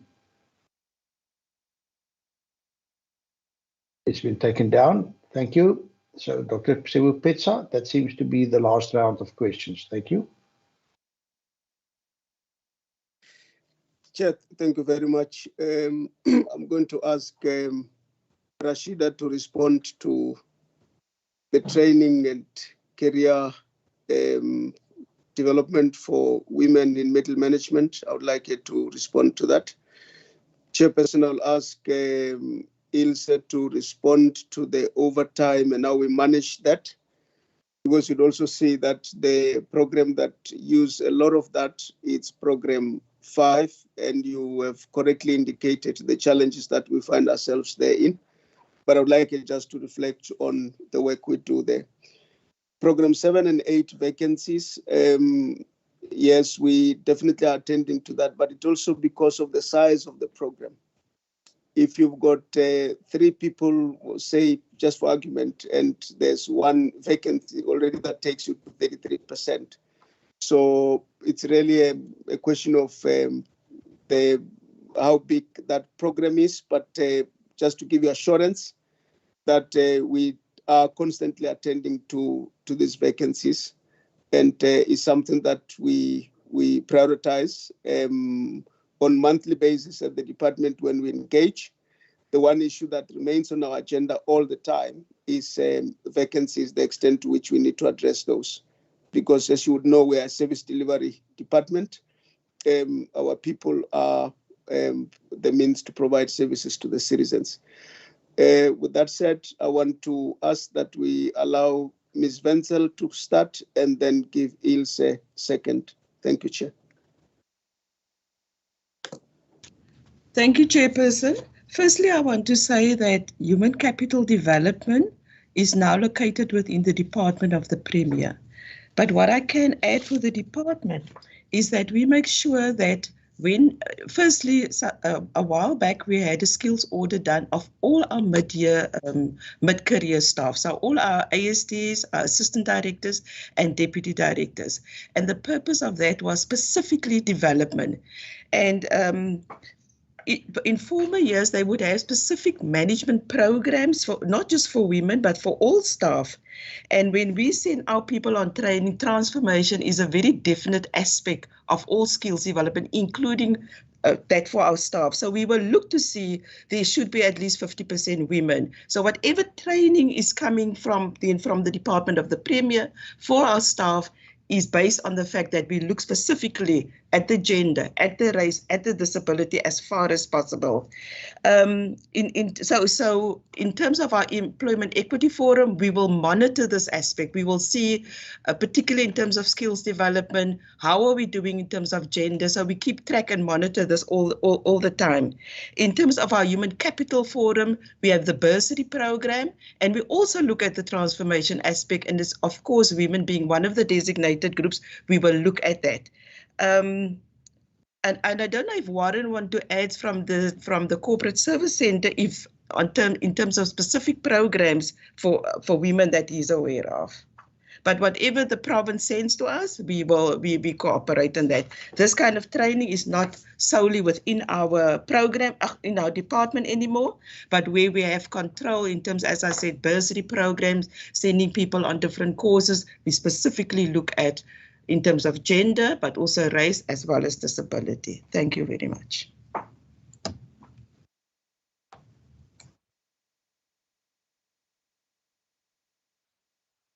Ilse, please go ahead.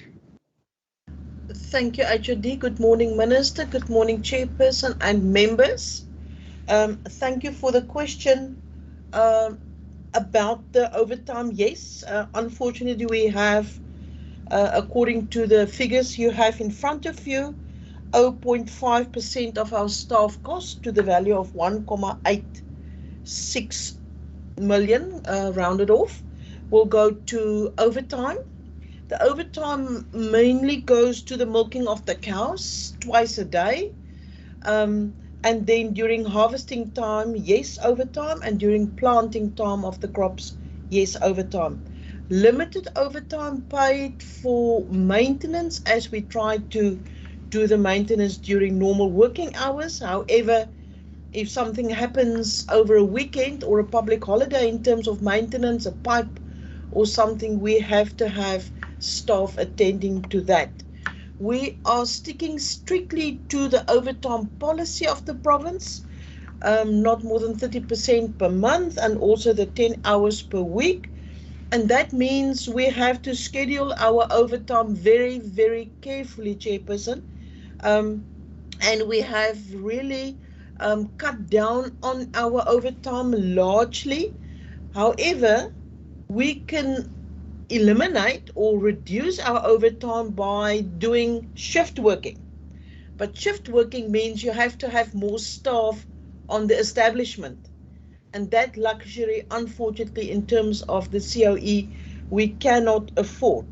So my comments in conclusion is that we are limiting it, but we should keep in mind that research is a very labor-intensive activity, especially for the animal feeding also of the animals, harvesting, planting, milking of cows, and then also the fact that we have 7 research farms and 2 research directorates, animal sciences and plant sciences, which also need overtime to be worked. Thank you so much. I hope this gives enough information. Thank you.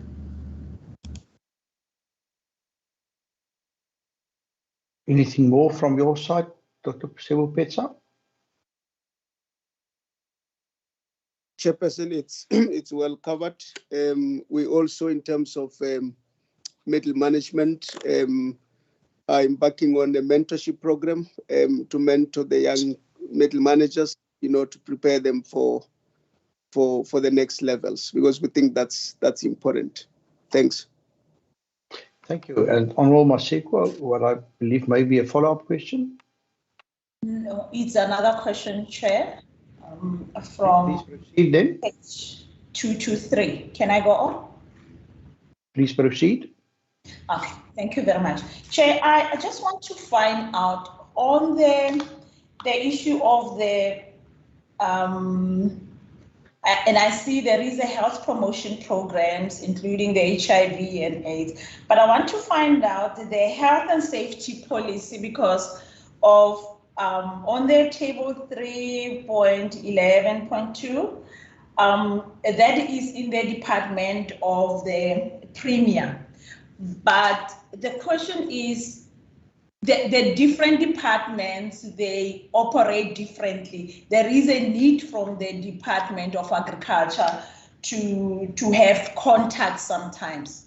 So does the Minister of the HOD, do they see in future looking at the policy that will talk to, because we are living in very different circumstances now, that you are going to look at the policy itself for the department from when an employee enters the department, so that you can have a policy that covers that if Matlodi came in having an X condition, you have that all in place, not in future to find that there is a responsibility from Matlodi that can be thrown to you as the department, that I had this condition after I joined the department because I was busy attending to the birds flu or whatever the condition that are happening in agriculture or whatever the circumstances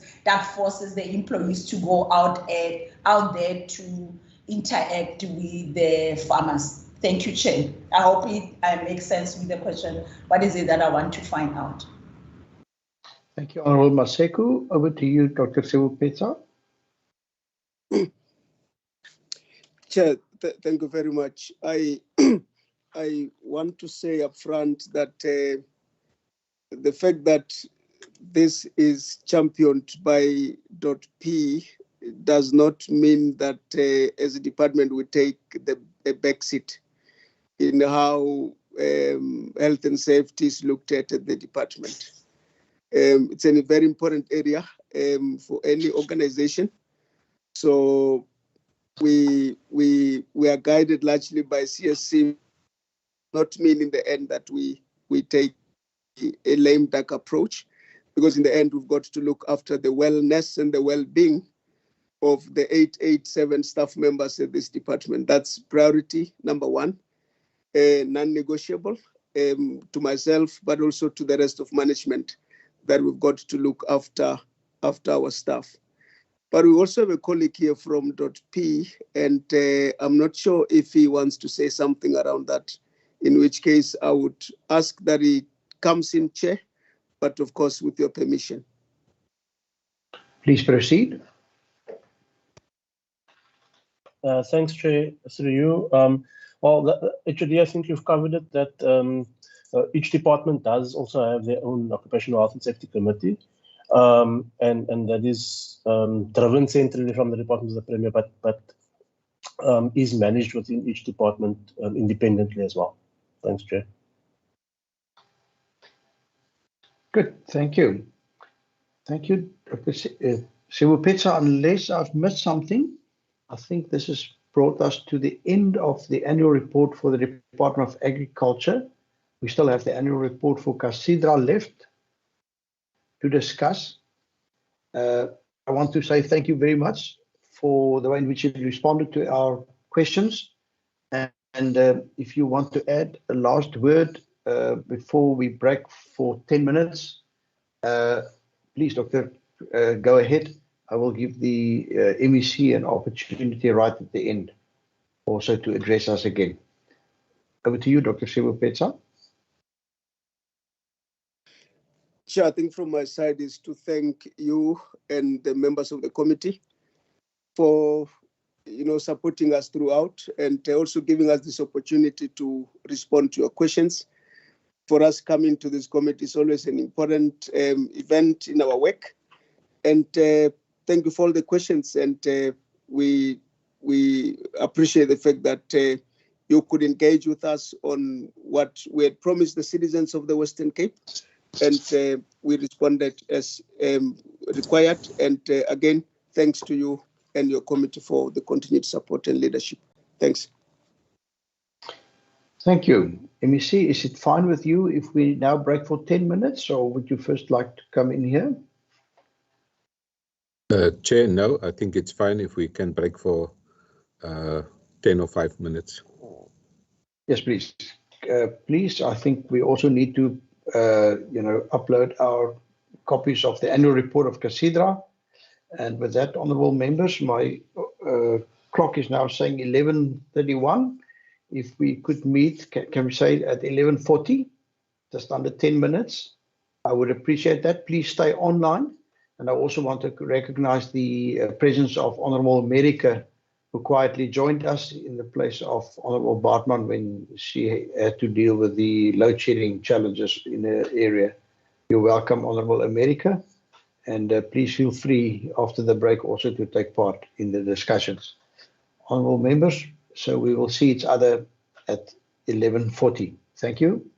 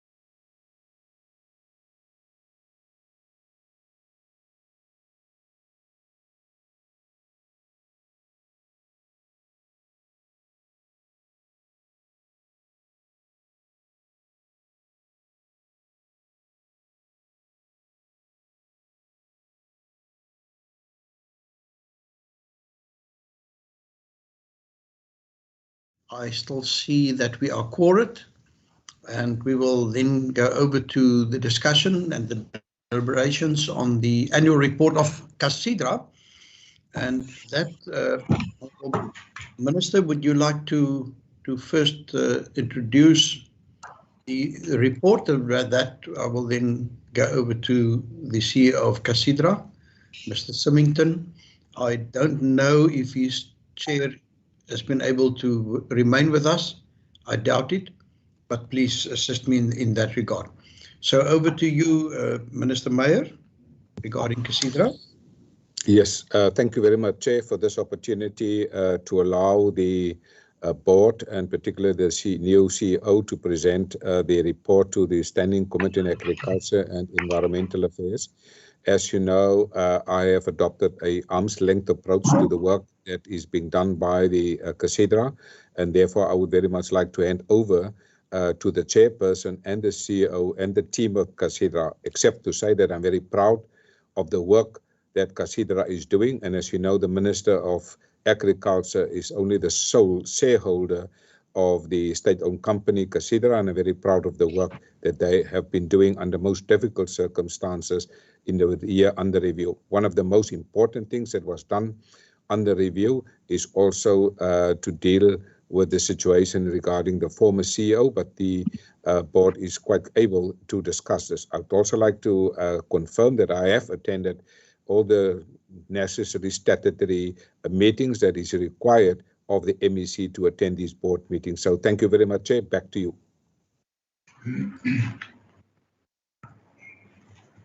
Thank you, Honourable Minister. And with that, can I give over to Mr. Symington, unless Professor Kirsten is still with us? I'm not able to see whether he is with us.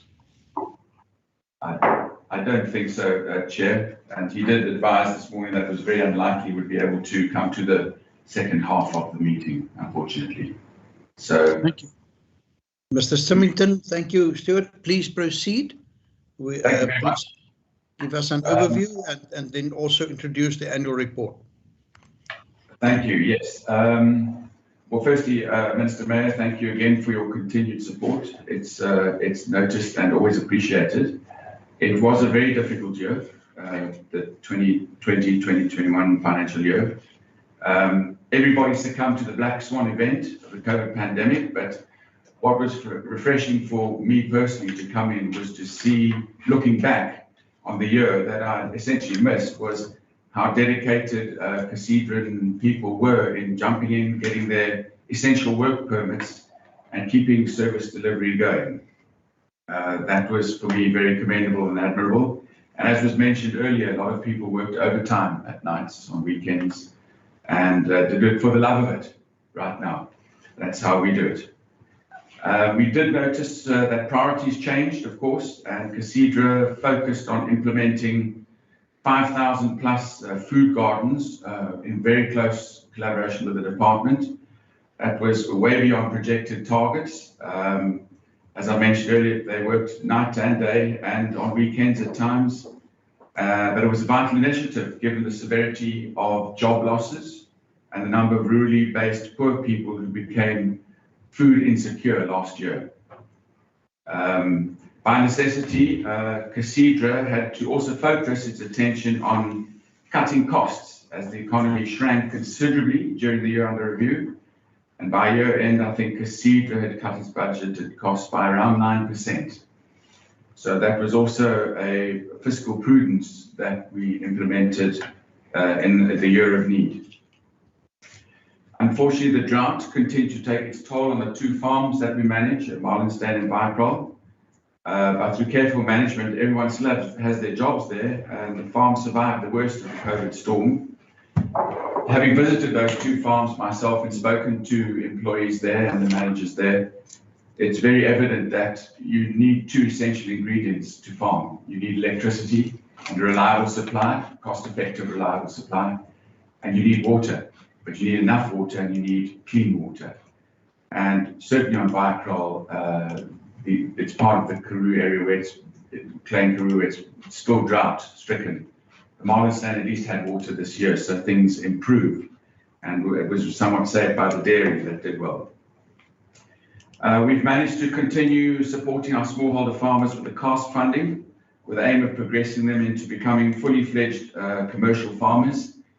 I've been fascinated by the work that CASIDRA does with the department on new export industries like the mussel farming in Saldanha Bay, where our 7 or 8 beneficiaries are farming out at sea, and they've had their first harvests, and that's the first export business for South Africa. A lot of the other mussel business in South Africa is for local consumption. We also worked steadily on rolling out disaster management grants to drought-stricken farmers with fodder support using a voucher system. But then probably the leading light, something I would like to dwell on just briefly, a little longer than the rest of the points I have here, is our alien clearing program with the Department of Environmental Affairs. That continued unabated with the aim of increasing water quality and water quantity for farming practices.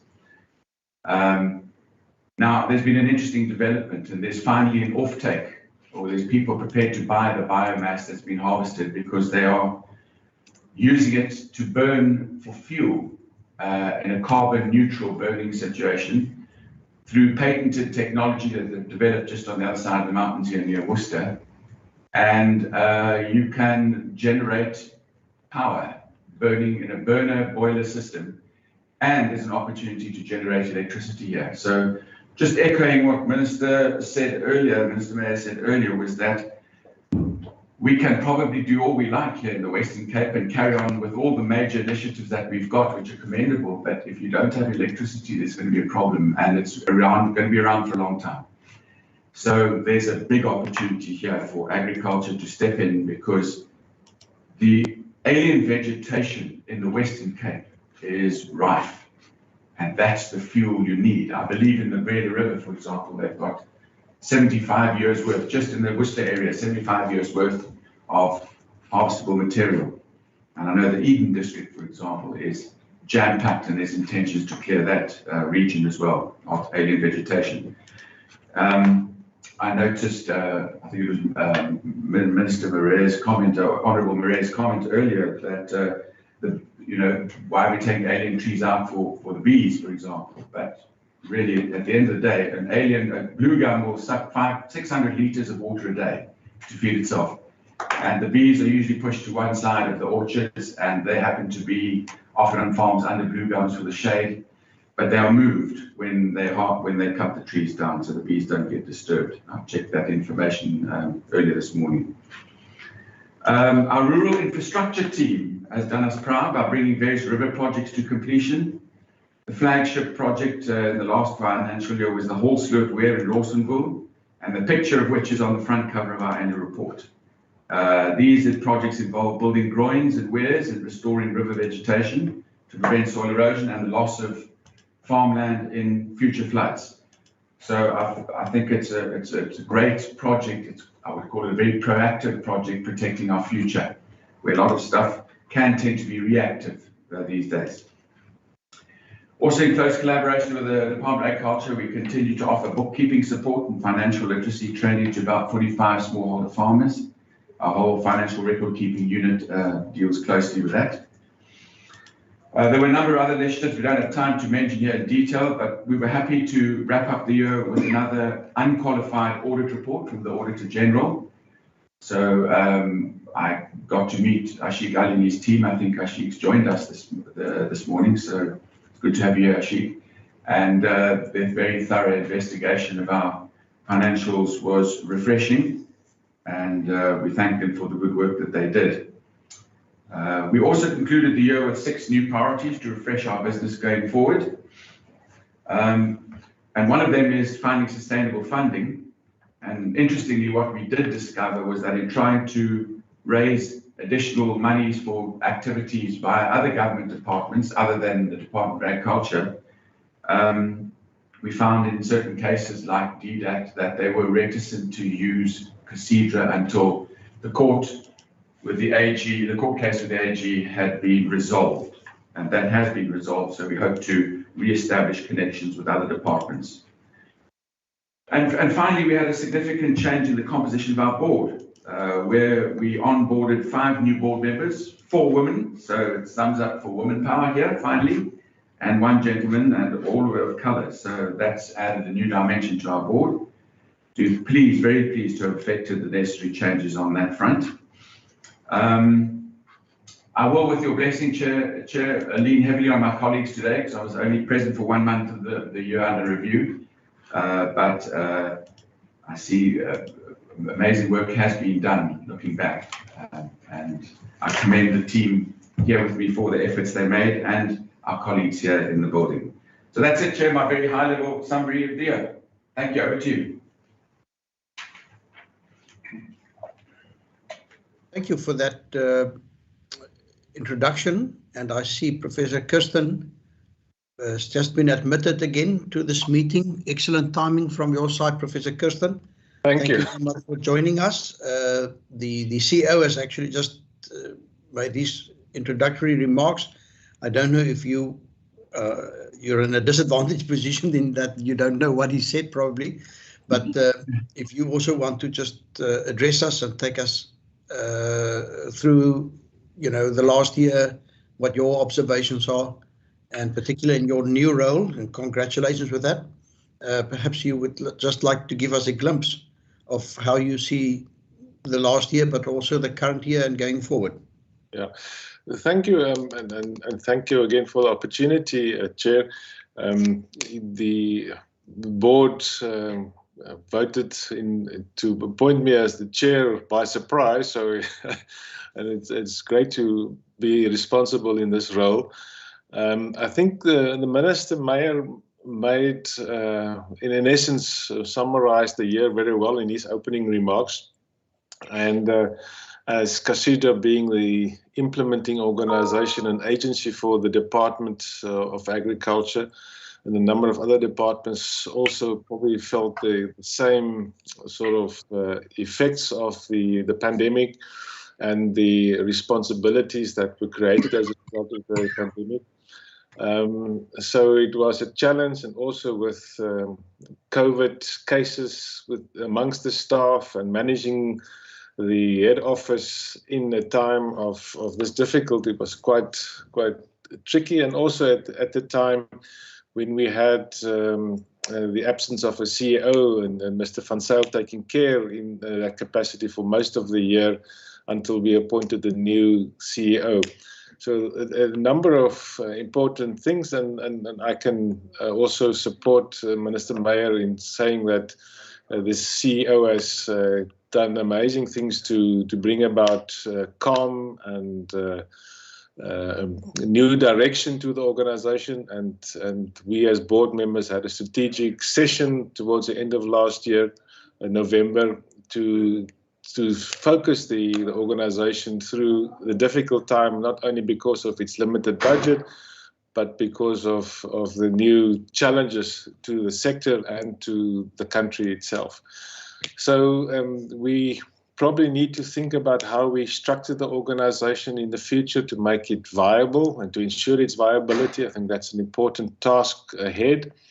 Making sure that capacity in the organization is protected and expanded, and also to deliver on all the important tasks that the Department of Agriculture foresees for the organization. As you know, the CASUDA is probably the only organization or state-owned entity in the Western Cape with a specific license that can be utilized for a number of developmental projects and developmental activities, and that's something that needs to happen. In my capacity as chair, and also my experience in the sector, I always think that we need to think about redesigning programs to fit the needs of our people much better, and to ensure better delivery and also more efficient use of resources. So I said to Minister Meyer in our annual stakeholders meeting, in our annual general meeting, that we need to think about how we deal with our programs that we roll out to people in the province to ensure that our state resources are effectively managed. And I have for a long time had specific issues how the agriculture support programs are run. and how they manage and how we spend the money to ensure that there's growth in the sector and specifically in inclusive growth. So I hope in my new capacity in the years to come that I can also contribute to innovation and use the experience of the CACIDRA staff that are working with the beneficiaries at the ground to let their experience be fed back into the design process of the department in terms of how programs are designed and effectively managed. Thank you, Chair.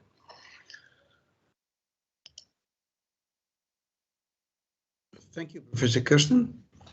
And with that, members, over to you for questions to CACIDRA. Can you please indicate by raise of hands, and perhaps if you wouldn't mind, I'm going to put the full part A, B, and D of the annual report. So you please feel free to ask your questions on any of those parts. Again, the financial discussion will be left for a future SCOPA meeting, where CACIDRA will then obviously appear before the Standing Committee on Public Accounts in the province. I recognize the hand of Honourable Maseko. Please go ahead. Thank you very much, Chairperson, and again, congratulations to the Chair. I don't have a lot of questions, Chair, because I mean, we know the responsibility of CACIDRA. I only have a concern and one question. The concern is the macro organizational structure, because we have there is two on the board, there is one on the board of directors, Mentuli. On the management team also we have only mere seconds. So there is a worrying factor to see that the representation, it doesn't reflect like we wish it to be. And it's the conversation that we've been having with the department again and again, that can we try to do something?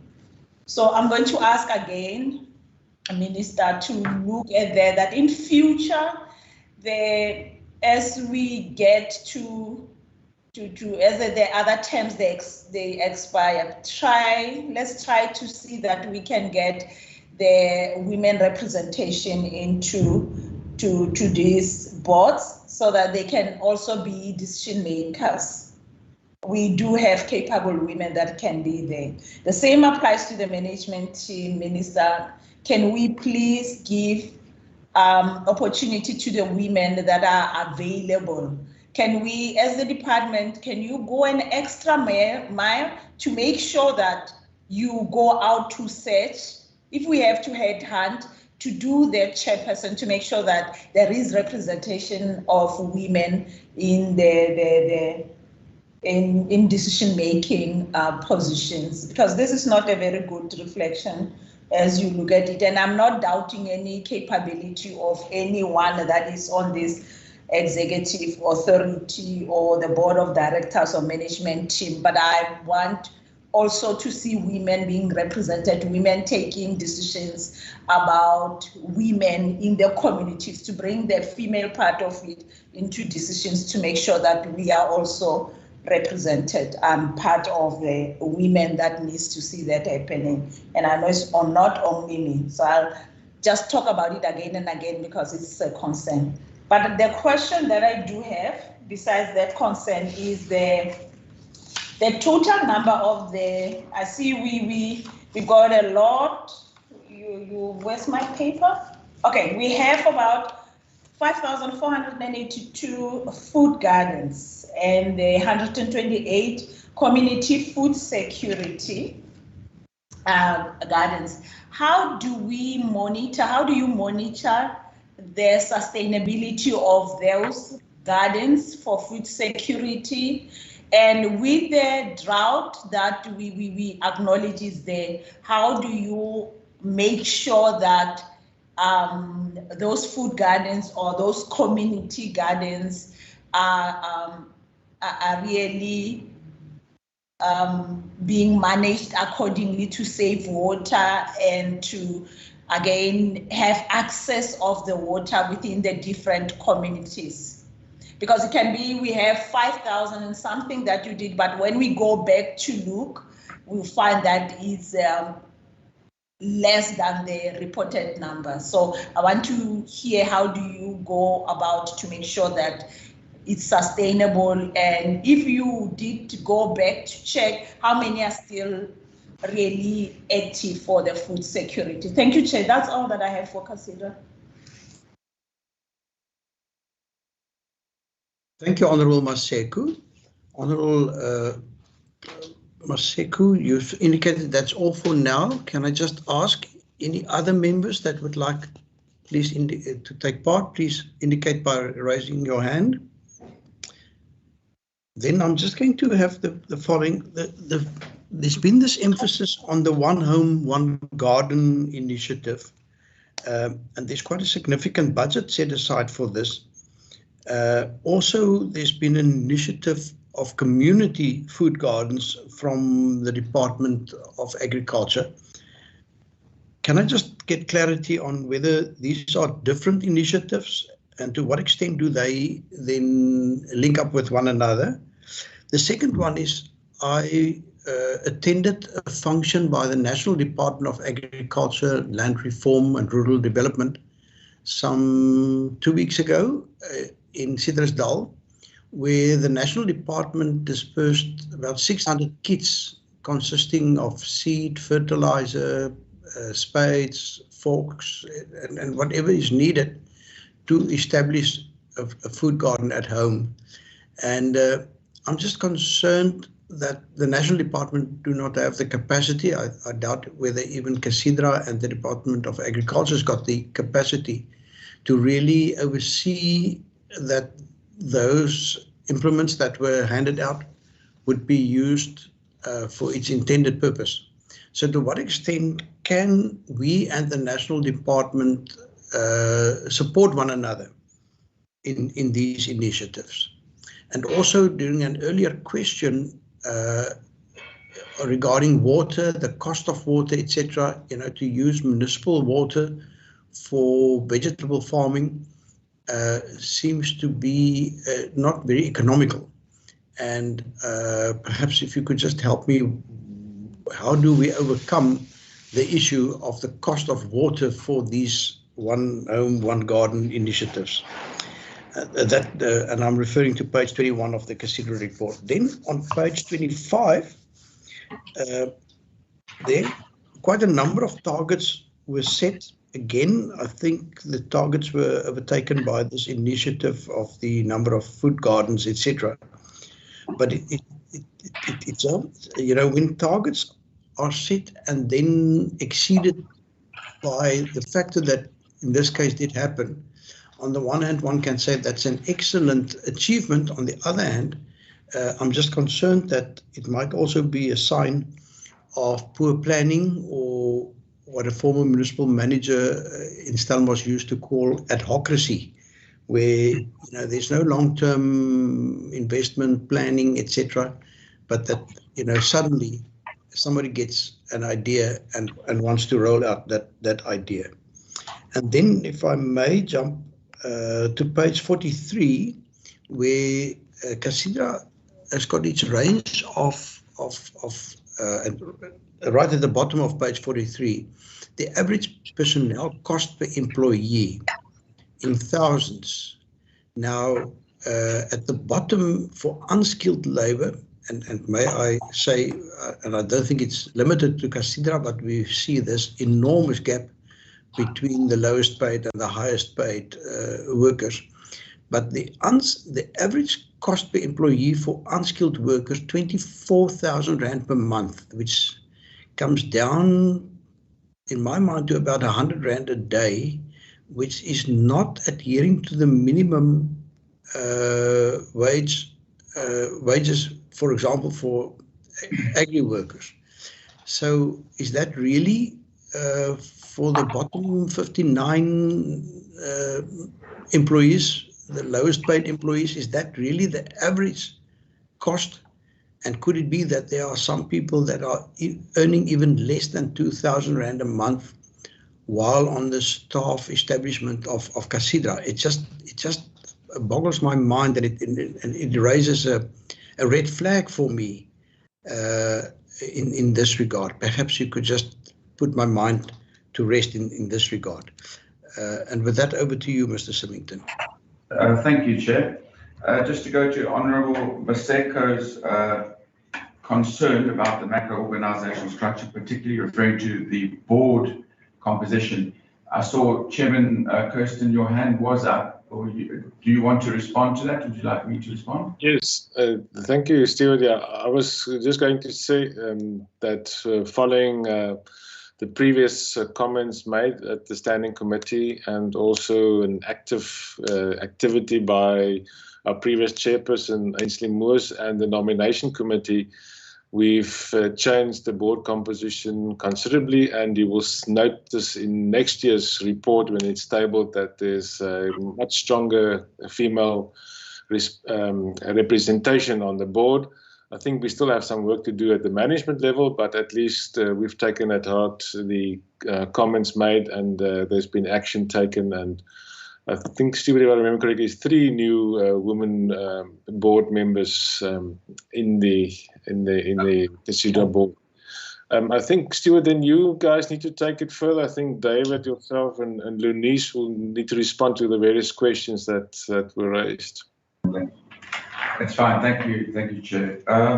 Yes, sorry, Honourable Maseko, you maybe have missed my comment about women power is on the board now. There are 4 women, and they are all of colour, which is exciting too. So we've got a very representative board now. So maybe you missed that. I don't know if the power's interfering again with we had a power drop just now, but I see we're back on. And then the second question you asked was how do we monitor the sustainability of our food gardens? Because you're quite right, there are 5,400 is a lot of food gardens and 128 community food setups. So monitoring and evaluation, as I believe, belongs to the Department of Agriculture. But I know for a fact, having had discussions with the HOD myself, that we can't expect after a year all 5,400 gardens to be up and running. There is a casualty rate. And I also know that the Department of Agriculture is doing a lot of research on the sustainability of the food gardens. But perhaps I could ask colleague David Neft to comment further at all on that, if you want to. Yes, honourable members, specifically Honourable Maseko, I think in terms of the monitoring, from time to time, the department does a report or research on the impact of the work they do, and that report is then circulated. So there is a monitoring from day-to-day monitoring on the impact of the work, and then there's a report that is developed to look into the impact of the work that we do under food security. But Casidra internally doesn't do that M&E on the projects. Yeah. Thank you. Chair, going back to your questions, the first one house, one garden, and the community food gardens, is there perhaps as an overlap? Are they the same? I think both institutions are doing work, but not overlapping in what work they're doing. But again, I will ask my colleague David Neft if he's got any further clarity on whether duplication is in the system.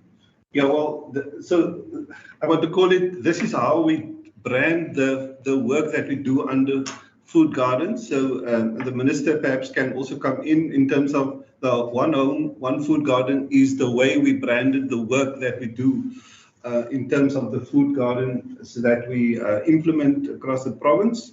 So, and then can I just go on in terms of answering some of the other questions that were posed? Sure. In terms of national government working in the province, I assume, Honourable van der Westhuizen, that when national government work in the province, they will work through our provincial structures. So I'm sure the Department of Agriculture, they will be aware of any work that national does. in the province. So in terms of that one, and then the cost of water in terms of food gardens, I think last year we had the same discussion, and what we answered last time is that we put out water tanks, and I know the debate in the Karoo is that it doesn't rain that often. So boreholes and water tanks is some of the alternative sources that we look into, so that municipal water cannot be used or get used to water the food gardens, because we agree that the cost of that water is just much too high. Then in terms of the question on the excessive targets on page 25, that is true, but this targets was set before COVID. So when COVID hit, there was quite a few departments through the Department of Agriculture where funding was channeled to this specific program to ensure food security for households. So there was a lot of funding received that wasn't expected, but came due to the impact of COVID. And so our team was ready and to act on requests that came, and therefore the targets was excessive. But this is purely due to the impact of COVID and requests that we received. Chair, if I could add to that, when we were up in Witzenberg at World Food Day recently, there was clear evidence of where water was being channeled from gutters, whether it was church roofs or school roofs, into tanks. So there's a big effort to collect natural rainfall into tanks to supplement the supply. And the idea we had as well in walking around with the municipal manager from Witzenberg there was to put solar panels on school roofs. It seems to be the ideal place where you can generate electricity, and that can also help with pumps for boreholes, or pumps for getting the water from the tanks to the vegetable gardens, so instead of having to carry the water. So there are initiatives like that being discussed, and hopefully we can graduate into a more evolved setup at these places to make them even further sustainable. With respect to the question of an average person cost per employee and the gap being large, I'll ask Ms. Lenise Seconds to respond to that. Thanks, Lenise.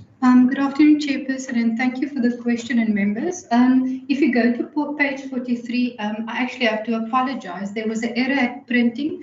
The table should reflect unskilled, then it should be 148, 5%. And you see the last table should actually be swapped. So it should say 59, it should say 24 and then 59.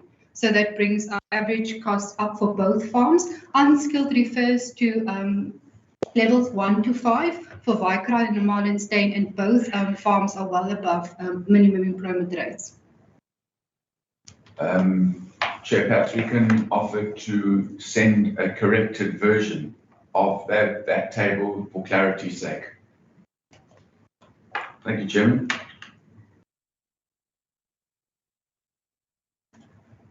Yes, thank you very much. Perhaps I missed you in terms of what those figures should be on the bottom of page 43. If you wouldn't mind just taking us through the last column from top to bottom. So if I can refer to unskilled, the column should reflect 148 for personnel costs. The percentage of total expenditure is 5%, and then the average personnel cost is actually 59, and the total number of employees is 24. So just those two columns should be swapped. Did you get that, Chair? Did you follow that? Yes, thank you very much, and I'm much relieved. Thank you very much. So are we. Apologies, thank you. Okay. Honourable Maseko, I recognize your hand. Thank you very much, Chair. Chair, I did ask the question of the food gardens because I know that the last financial year we talked about it, and I think we discussed for a very long time in making sure that how does the department go about to make sure of the sustainability. And with everything that happened, I tend to believe that maybe they can indicate what is the threshold percentage that is acceptable for sustainability of those farms, with what you are mentioning as a challenge for the food gardens. Do you see the higher percentage for your investment in sustainability of the food gardens? And what are the challenges that you have identified for those that by now, when you go back, you see that they are not operating, besides the problem of the water? And when coming to the issue of the water, I mean, if as a department, I know always you are innovative. When coming to issue of the water, you came with the tanks end, but we need to be at the stage where you are saying you are leveling up to be innovative in how do we go about to have the grey water, how do you go about to for the home gardens to do the recycling and to recycle the water that they use, and another thing being the communication to those communities. How do you go about communicating for them to make sure that they understand that they can be creative also in using the water wisely by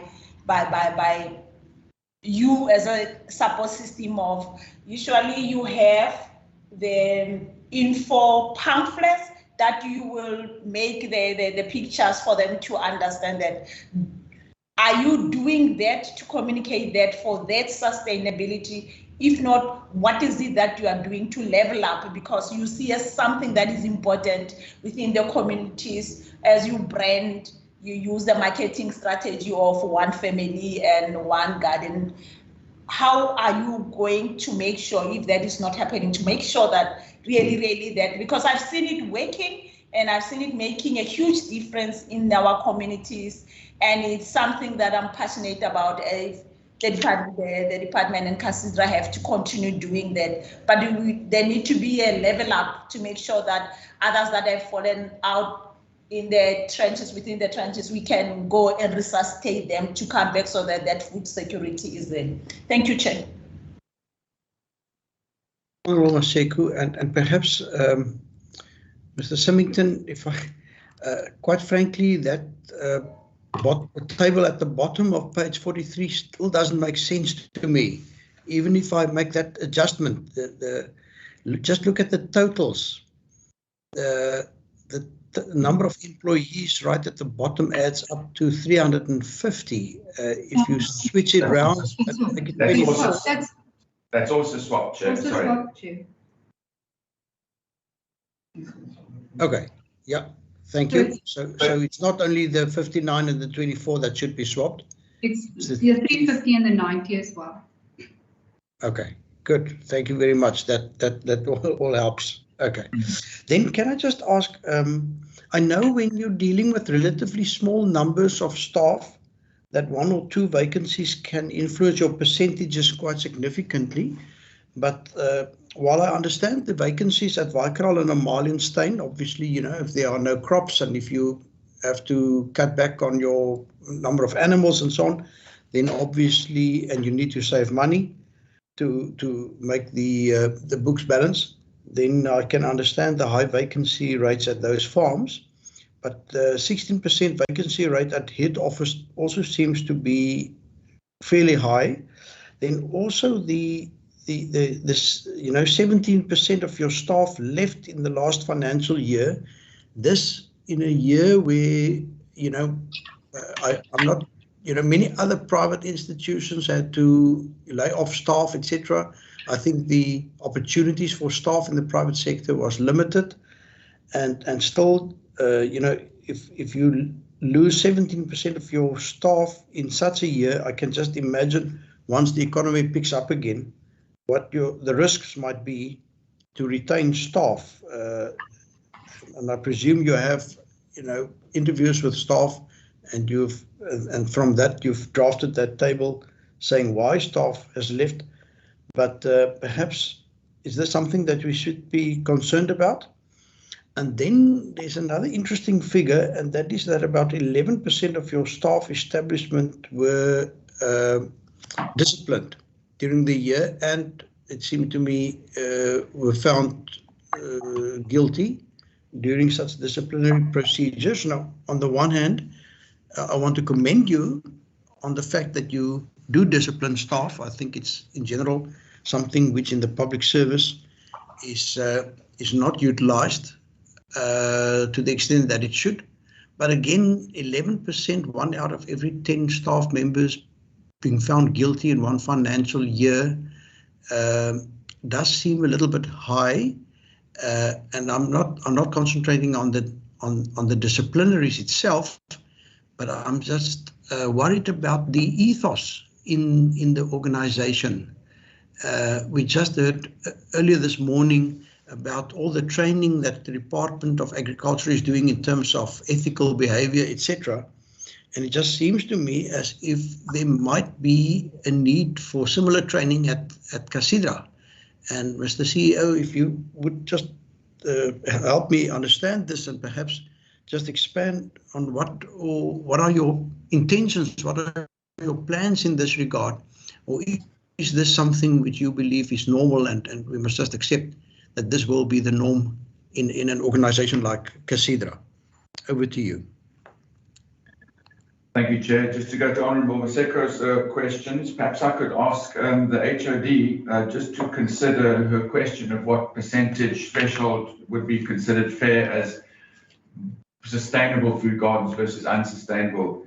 And while you're thinking of that, HOD, perhaps David, Neft, you can talk to the challenges identified at the food garden locations and what we've experienced, what do we struggle with, and how do we communicate the change and get sustainable outcomes from that? David, yes.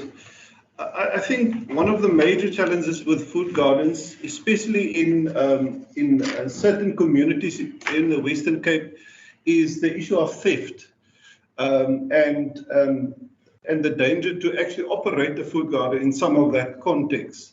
So even for suppliers to deliver some of the seedlings and fertilizers and so on, chemicals to that sites has become risky.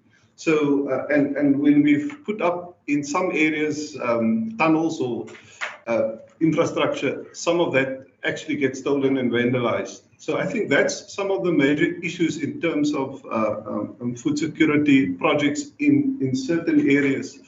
Where the community isn't supportive of that project in that space.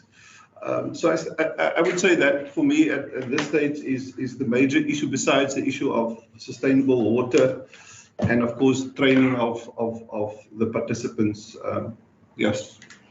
Honourable Maseko, I've also heard that with one case we were dealing with, we find that the vegetable garden needed greater electrical capacity, and they were running wires, say, from a school classroom out to have electricity that's needed, and then that wasn't allowed. So they had to relocate the whole garden to go and find a more sustainable electricity point for electricity access. Also, in one case, there was a borehole that they were using, which became dirty water. They couldn't continue using it. So that's why that garden packed up and they had to go through the whole process of applying for another one elsewhere. So there are a lot of things on the ground that I think the communication's there. I wouldn't question that. It's just more the unanticipated little things that crop up that can trip up the project, and you have to start again somewhere else, even if it's nearby. HOD, I think you're still on the call. Have you got an idea for us on that threshold percentage and what you consider as sustainable and HOD's there? I don't think he's... Yes, he's here. Okay. No, we are still here. Thanks very much, Chairperson. With the evidence we've got, according to an old study of the World Bank, success in agricultural businesses, I think, was at 19%. And our evaluations have told us that it was around 82%, if memory serves, which report can be shared with the standing committee. But if you got 82% in an agricultural businesses, even 70%, as far as we are concerned, it's better than 19%. But it also contributes to what we call optimism and worth in society, which is one of the big principle of the Western Cape government. I hope that helps. Thanks, Chair. Thank you, HOD. So onto your questions, Chair. The first one was a 16% vacancy rate at head office. Yes, I think that is high, but we will pass it on to our human capital manager in a moment. But I would like to just address the ethos or the culture of an organization. I've always maintained that whatever strategy you've got, if you haven't got the right culture to implement it, then that strategy just gathers dust on a shelf. We were wanting to do a culture change initiative earlier this year, but the service providers came in too expensive and we're short of money here at the moment. So we put that on ice.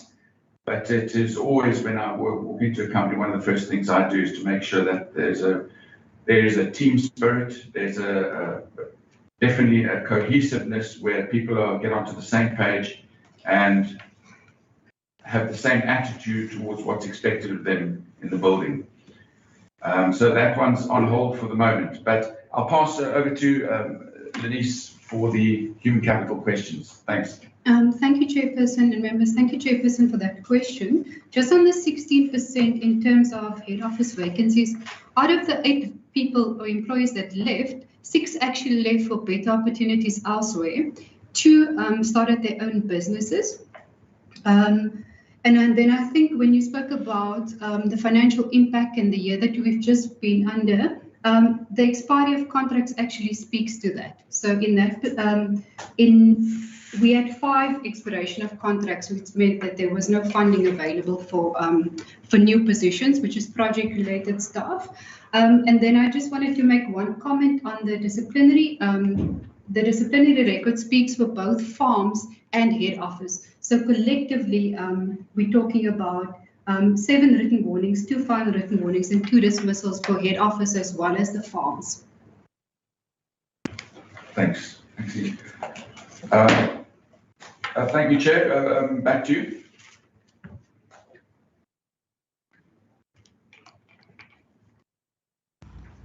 Thank you, members. Any further questions from your side to Casidra? Chairperson? Yes, please go ahead. I'm sorry, I didn't hear the HOD clearly, because my question was more on the food guidance, the threshold of the sustainability, and the way I heard him, he was talking about the whole agriculture of the sustainability, the percentage that is there for the agriculture. But I just wanted to hear the specific of the food gardens. If the threshold sustainability, he can consider that as the value, as value, and it's an investment for the food security within our communities, as he receives the reports from Casido. Respond. Chair, thank you very much. There was a study conducted, I think, 5 years ago that had shown 80% success rate as, if you like, a baseline. And that study, there's going to be a follow-up iteration of that study. This was really for food gardens that I'm talking about. When I referred to the land bank, it was in general about agricultural businesses, that the success rate of 19%, that is what that study referred to. And also it is always difficult to quantify the contribution of food gardens to society in terms of rands and cents.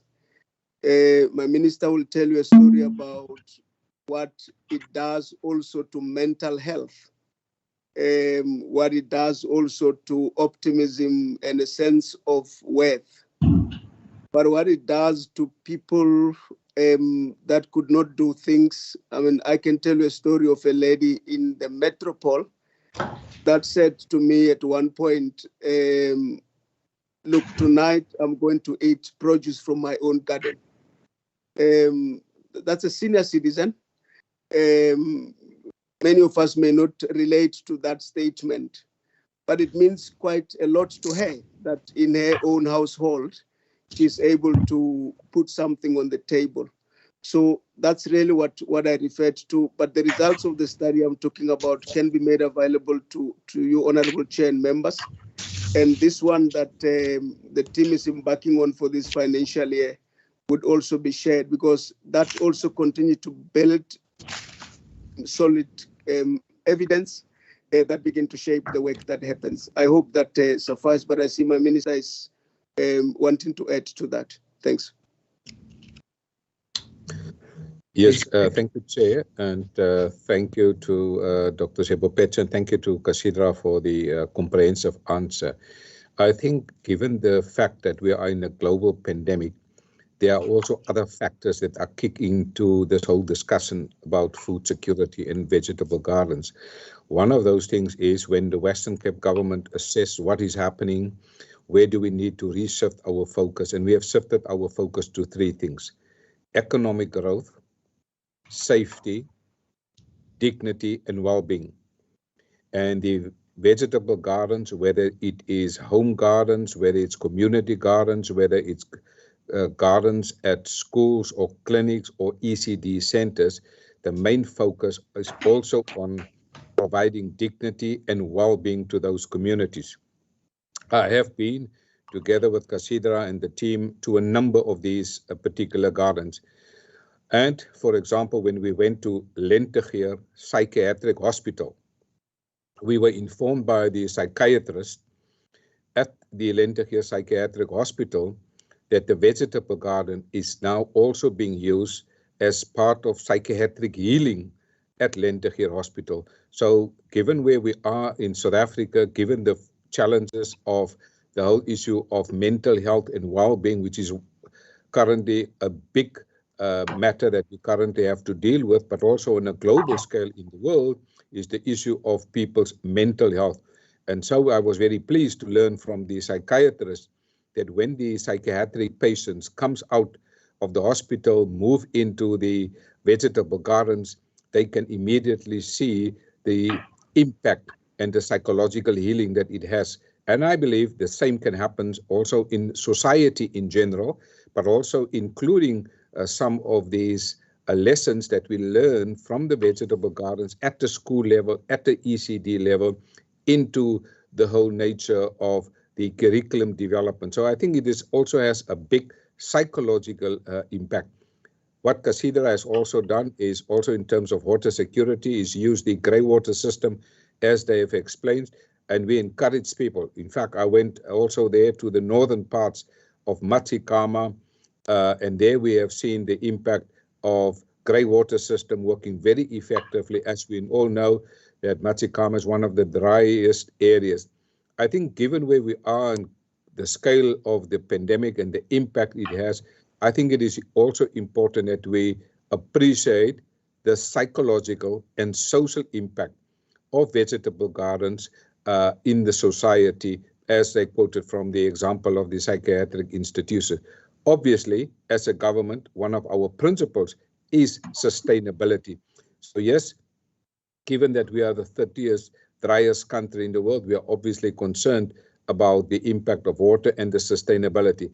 But what we do also see is there are some trends that when you have a vegetable garden at a person's home, there's oversight, there is a caring, it is at his or her property, people are taking care, sometimes even a higher level of care than in just a general community, because we promote the concept of individual ownership.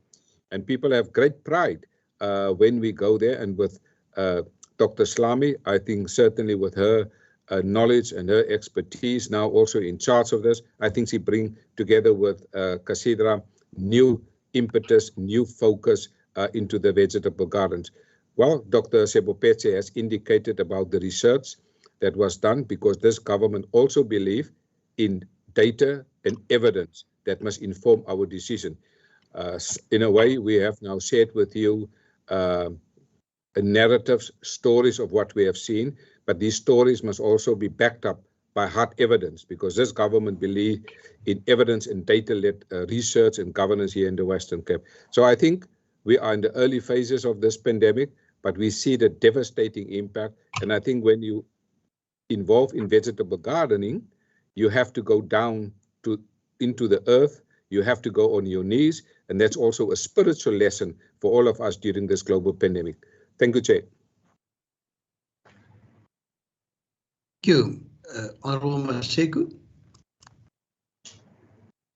Thank you, Chair. It's not a question, it's just a comment that, you know, I really need to appreciate what the department is doing, what is Casidra doing, because of when you walk out there in the constituencies and when you have communicate, whereas you communicate with the communities, and I'm passionate about usually what I call my all-rounders.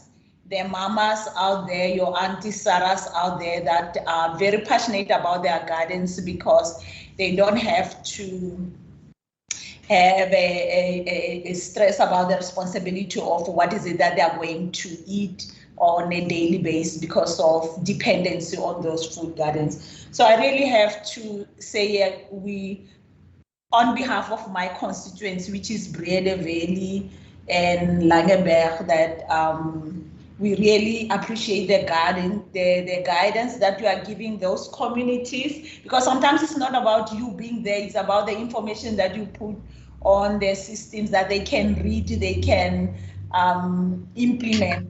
So keep up the good work and add more. We need a lot of that within our communities for us to see the happy smiles. And like Minister indicated about the issue of also the psychological impact that these gardens are doing in the communities. You don't even have a clue of how wonderful some of the older age, the older generation, they feel that now they are contributing within their families by also taking care of those gardens. So thank you very much with everything that you are doing under the HOD and the Minister for the Agriculture, Minister Mayor. Thank you very much, Chair. That's all from me. Thank you, Honorable Maseko. And the final two questions from my side. The first one is, has the staff establishment of Casidra recently been revised? Would we be seeing different numbers on the staff establishment for the current financial year, taking into account that, you know, we received the message that we need to be cutting back on public expenses, etc. And the second one is, Mr. Symington, did I understand you correctly that you see some potential or increased potential for Casidra to make its services available not only to the Western Cape Provincial Department of Agriculture, but also to other role players? You said now that, you know, some of the question marks regarding the Auditor General's views on Casidra has been resolved, that some other entities might also be interested in making use of the capacity that Casidra has built up over the years.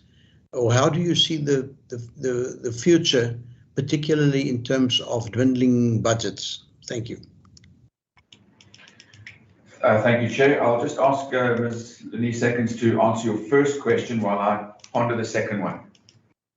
Hello, Chair again. Yes, to answer your question with regards to the revised structure, in this current period, we've actually been through a long, lengthy process with consultation with staff as well, and we effectively adopted the new revised structure in the beginning of August 2021, and we're currently rolling out that process. And then I'm going to hand you back to Mr. Symington. My short answer is yes, we based on the fact that one of our 6 priorities is to secure more funding. There's a massive opportunity not only to visit and work with other government departments in the Western Cape, it's also to deal with private sector because our 3D license affords us that opportunity. Having said that, we've always said our primary focus is the Department of Agriculture, but in our shareholders agreement that we signed at the beginning of this year with the department, it was made clear that funding was being cut, and for our own survival and growth, we needed to go out and find alternative funding. But I believe being a Western Cape government agency, if we can implement for other departments, I think it would be first prize. Not only for the Western Cape government at large, but for CACEDRA too. Yes. Thank you, Chair. Thank you. And in the absence of any further hands, can I ask first Mr. Symington, then perhaps the HOD, and then lastly, Minister Meyer, would you like to make any concluding remarks before we as a committee, continue to just think of certain resolutions that we might feel should emanate from this meeting? First, over to you, Mr. Symington. Thank you, Chair. Yes, big thanks to you all for your questions, especially Honourable Maseko. It's really enjoyable to get passionate inquiries where people are really keen to see the difference we're making, trying to make, and have got suggestions on how we can look at things slightly differently. So thank you for that. Just on behalf of the team, thank you for your discussions with us this morning. We found it, I think, nodding around the table, fruitful. So thank you. Back to you, Chair. Thank you. And the last word from you, Dr. Sebopetsa.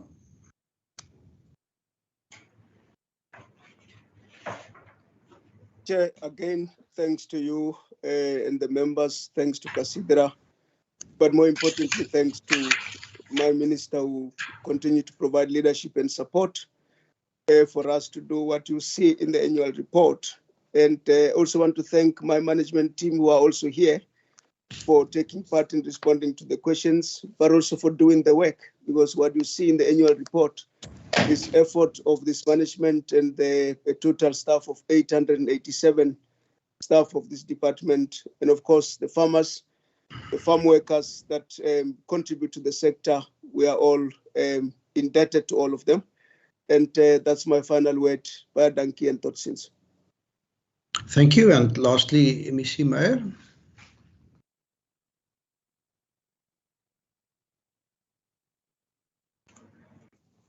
Thank you very much, Chair, and thank you for CACEDRA for this report. I think you have seen that we have a new board chairperson in the form of Professor Kirsten. He brings some expertise. He has been a board member before, but now in the capacity of being the chair, and certainly there are some turnaround strategies that he will, during his term of office, oversee in terms of the implementation, and I'm very pleased with his appointment as the new chair. And I want to congratulate him for his first appearance in the capacity as the chairperson of the CACEDRA board.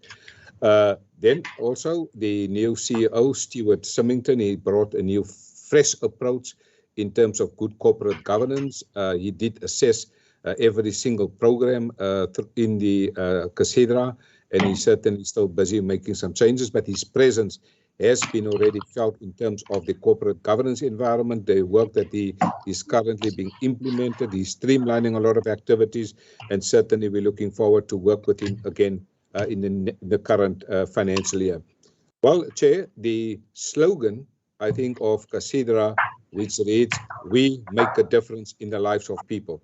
I think that is something that you can visibly see at the level on the ground in the lives of people, specifically during these difficult times. And I think CASIDRA has, during the term of office, lived up to their slogan that they make a difference in the lives of people. So in my view, the annual report of CASIDRA is a true reflection of the work, the scope and the magnitude of the work that they've done during very difficult circumstances. We also know that their budget hasn't increased, but the demand for their services has increased and will continue to increase, given the fact that in this year under review, we have seen the South African economy at a 7% decline year on year in terms of 2019 to 2020. And we are very conscious of that particular reality and the impact that that has on the work demand from agriculture, specifically the role that CASIDRA is playing. I think the two last points, Chair, the HOD did refer to the word optimism and worth. And in every project that we embark on, also in CASIDRA, we ask ourselves when we walk away from the project, did we create optimism and did we create worth? We want to excite people. That is what agriculture does, optimism. Do we create worth? Well, that's for us the two yardsticks that we will continue to monitor people. But it's also very important to understand that agriculture is a business and some businesses are successful, others are less successful, and the advisory support and advisory services of CASIDRA will continue to provide that support. So, Chair, lastly, I think we have received a number of questions and comments, and certainly once we receive the minutes of the standing committee after we have left and the committee has taken certain resolutions, we normally work through those. Those will be tabled before CASIDRA, and certainly next year we will work that in terms of our operational planning. So thank you to members of this committee, and thank you for those questions. You can see in the response from both the chairperson and the CEO that the issues that Honourable Member Maseko raised last year in terms of the gender representativity has been adequately addressed in the current financial year, and you will see it reflected in the new annual report. And I have was present when those three participants, highly competent, were also present at the last board meeting. So thank you, Chair, for this opportunity. We take the work of this committee very seriously.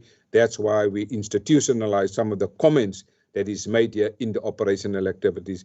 Also like to thank the working relationship between the CEO as well and the head of the department, Dr. Sebo Petse, because a functional CASIDRA is dependent on a functional relationship between the CEO of CASIDRA and the head of the department, as well as between the chairperson of the board, as well as the minister or the executing authority in this regard.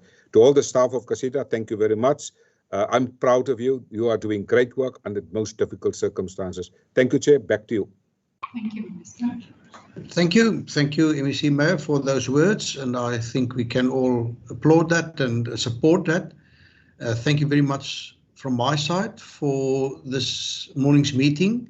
Thank you for the responses to our questions. Also to my colleagues, thank you very much for making this really, I believe, a meeting where we've not been ashamed to drill into some serious issues, as I believe it should. So thank you very much.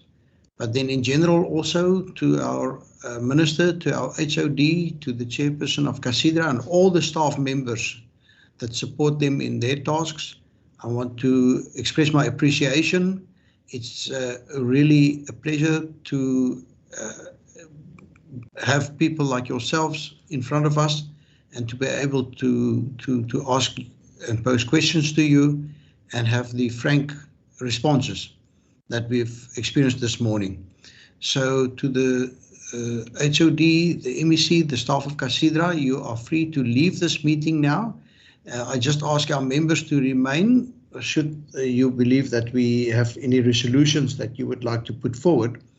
As Minister Meyer has said, you know, they take the resolutions from this committee seriously, and therefore we now have an opportunity to do that. One thing which I did omit was just to say that we didn't get an indication from any member of the public to also pose questions or to peruse the annual reports.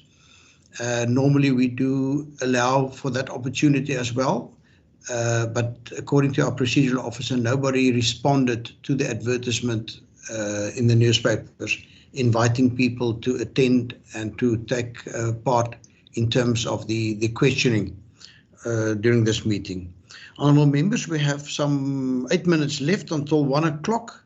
I do know that we have another, I believe it might be quite a taxing meeting this afternoon, starting at 2 o'clock, so please be reminded of that as well. And with that, honourable members, I want to hand over to you and say it's now your opportunity for any proposed decisions that you would like us to make. Please feel free if you would like to propose any action steps or any other resolutions that you may see fit at this point in time. Honourable Maseko, over to you.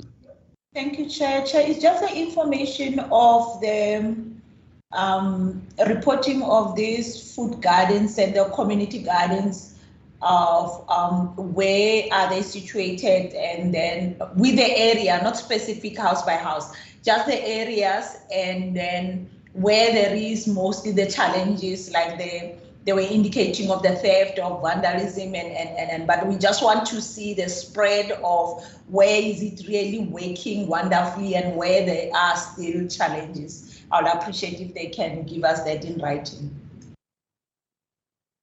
Thank you. Generally accepted. It seems to me you want a regional breakdown, and particularly, as you've said, where there are the challenges that have been referred to in that regard. Good. For the food gardens. Sorry, Chair. If they can also, they said they do their reporting about that. If they can share also, how do they report about their food gardens, so that it can make sense to us also to go with their allocation, because of they exceeded their target too much, and we do understand what is the reason, but also the allocation for the next financial year, so that it makes sense to us as they allocate that. How do they report about that, and then how do they manage that also? Thank you, Chair. Thank you, Honourable Maseko. And can we add that we also look at the percentage that have been sustained after 12 months or after a year? Yes, that will be, because I kept quiet, but he didn't come out clearly that what is the acceptable also threshold percentage of saying that they will continue with that. What is it? With those food gardens, to make just confirming that they are sustainable. What do they base the decision on? How do they I'm tired now. Sorry, Chair. How do they go about to make sure that it's sustainable with their business plan based on the percentage of sustainability? Good. Thank you for that. And then also the HOD, Dr. Sebupetsa, raised a question, or the problem that they have with the delays in the transfer of the conditional grants from the National Department for the Western Cape to use for the CASP, or is it ILIMA initiatives? And perhaps we could ask for the last 5 years, on what dates were these allocations transferred, or these conditional grants transferred to the Western Cape, and what has been the effect of the delays in terms of the support that needs to be given to the farmers that form part of the CASP Lima schemes. Would you support that? Yes, Chair. Good. No other views, generally accepted. Thank you very much. Any other proposed resolutions? That is all, Chair. We express our appreciation for the opportunity that we've had to peruse with the annual reports of the department as well as of CASIDRA, and recognize the challenges that they had to operate under during the past year, as well as the comprehensive responses that we've received this morning. I propose it. Support. Thank you. Thank you. I see a thumbs up also from Honourable Maseko. Honourable members, any further items that you would like us to raise at this point before this meeting is adjourned? Nothing further. Then, honourable members, I want to say thank you very much. Thank you for your participation in this meeting this morning. I was fearing that, you know, with the pressures that you are under, that you would not have been able to properly prepare for this meeting. And I really feel satisfied that we've had a meaningful engagement with all entities, both the department and CASIDRA. And I want to thank you for that cooperation. Also, those members that were in and out due to the level 4 load shedding that we're experiencing at this point in time, I want to say thank you very much. Thank you also for arranging people to stand in for you. It's really appreciated that you do your best to overcome the challenges that we also have. Now, honourable members, just a reminder, as I've said, at 2 o'clock we will be meeting on the Western Cape Biodiversity Bill, and I'm also looking forward to us engaging on that with the officials from the Department of Environmental Affairs and probably Cape Nature. And I wish you well. I do hope that you will be able to take a bit of a break and a lunch during the next hour. And a particular word of thanks also to Ms. Niekerk and the other support staff who have been able to guide us through this and who made this possible. Thank you very much, and have a wonderful lunchtime, and see you again at 2 o'clock. Thank you.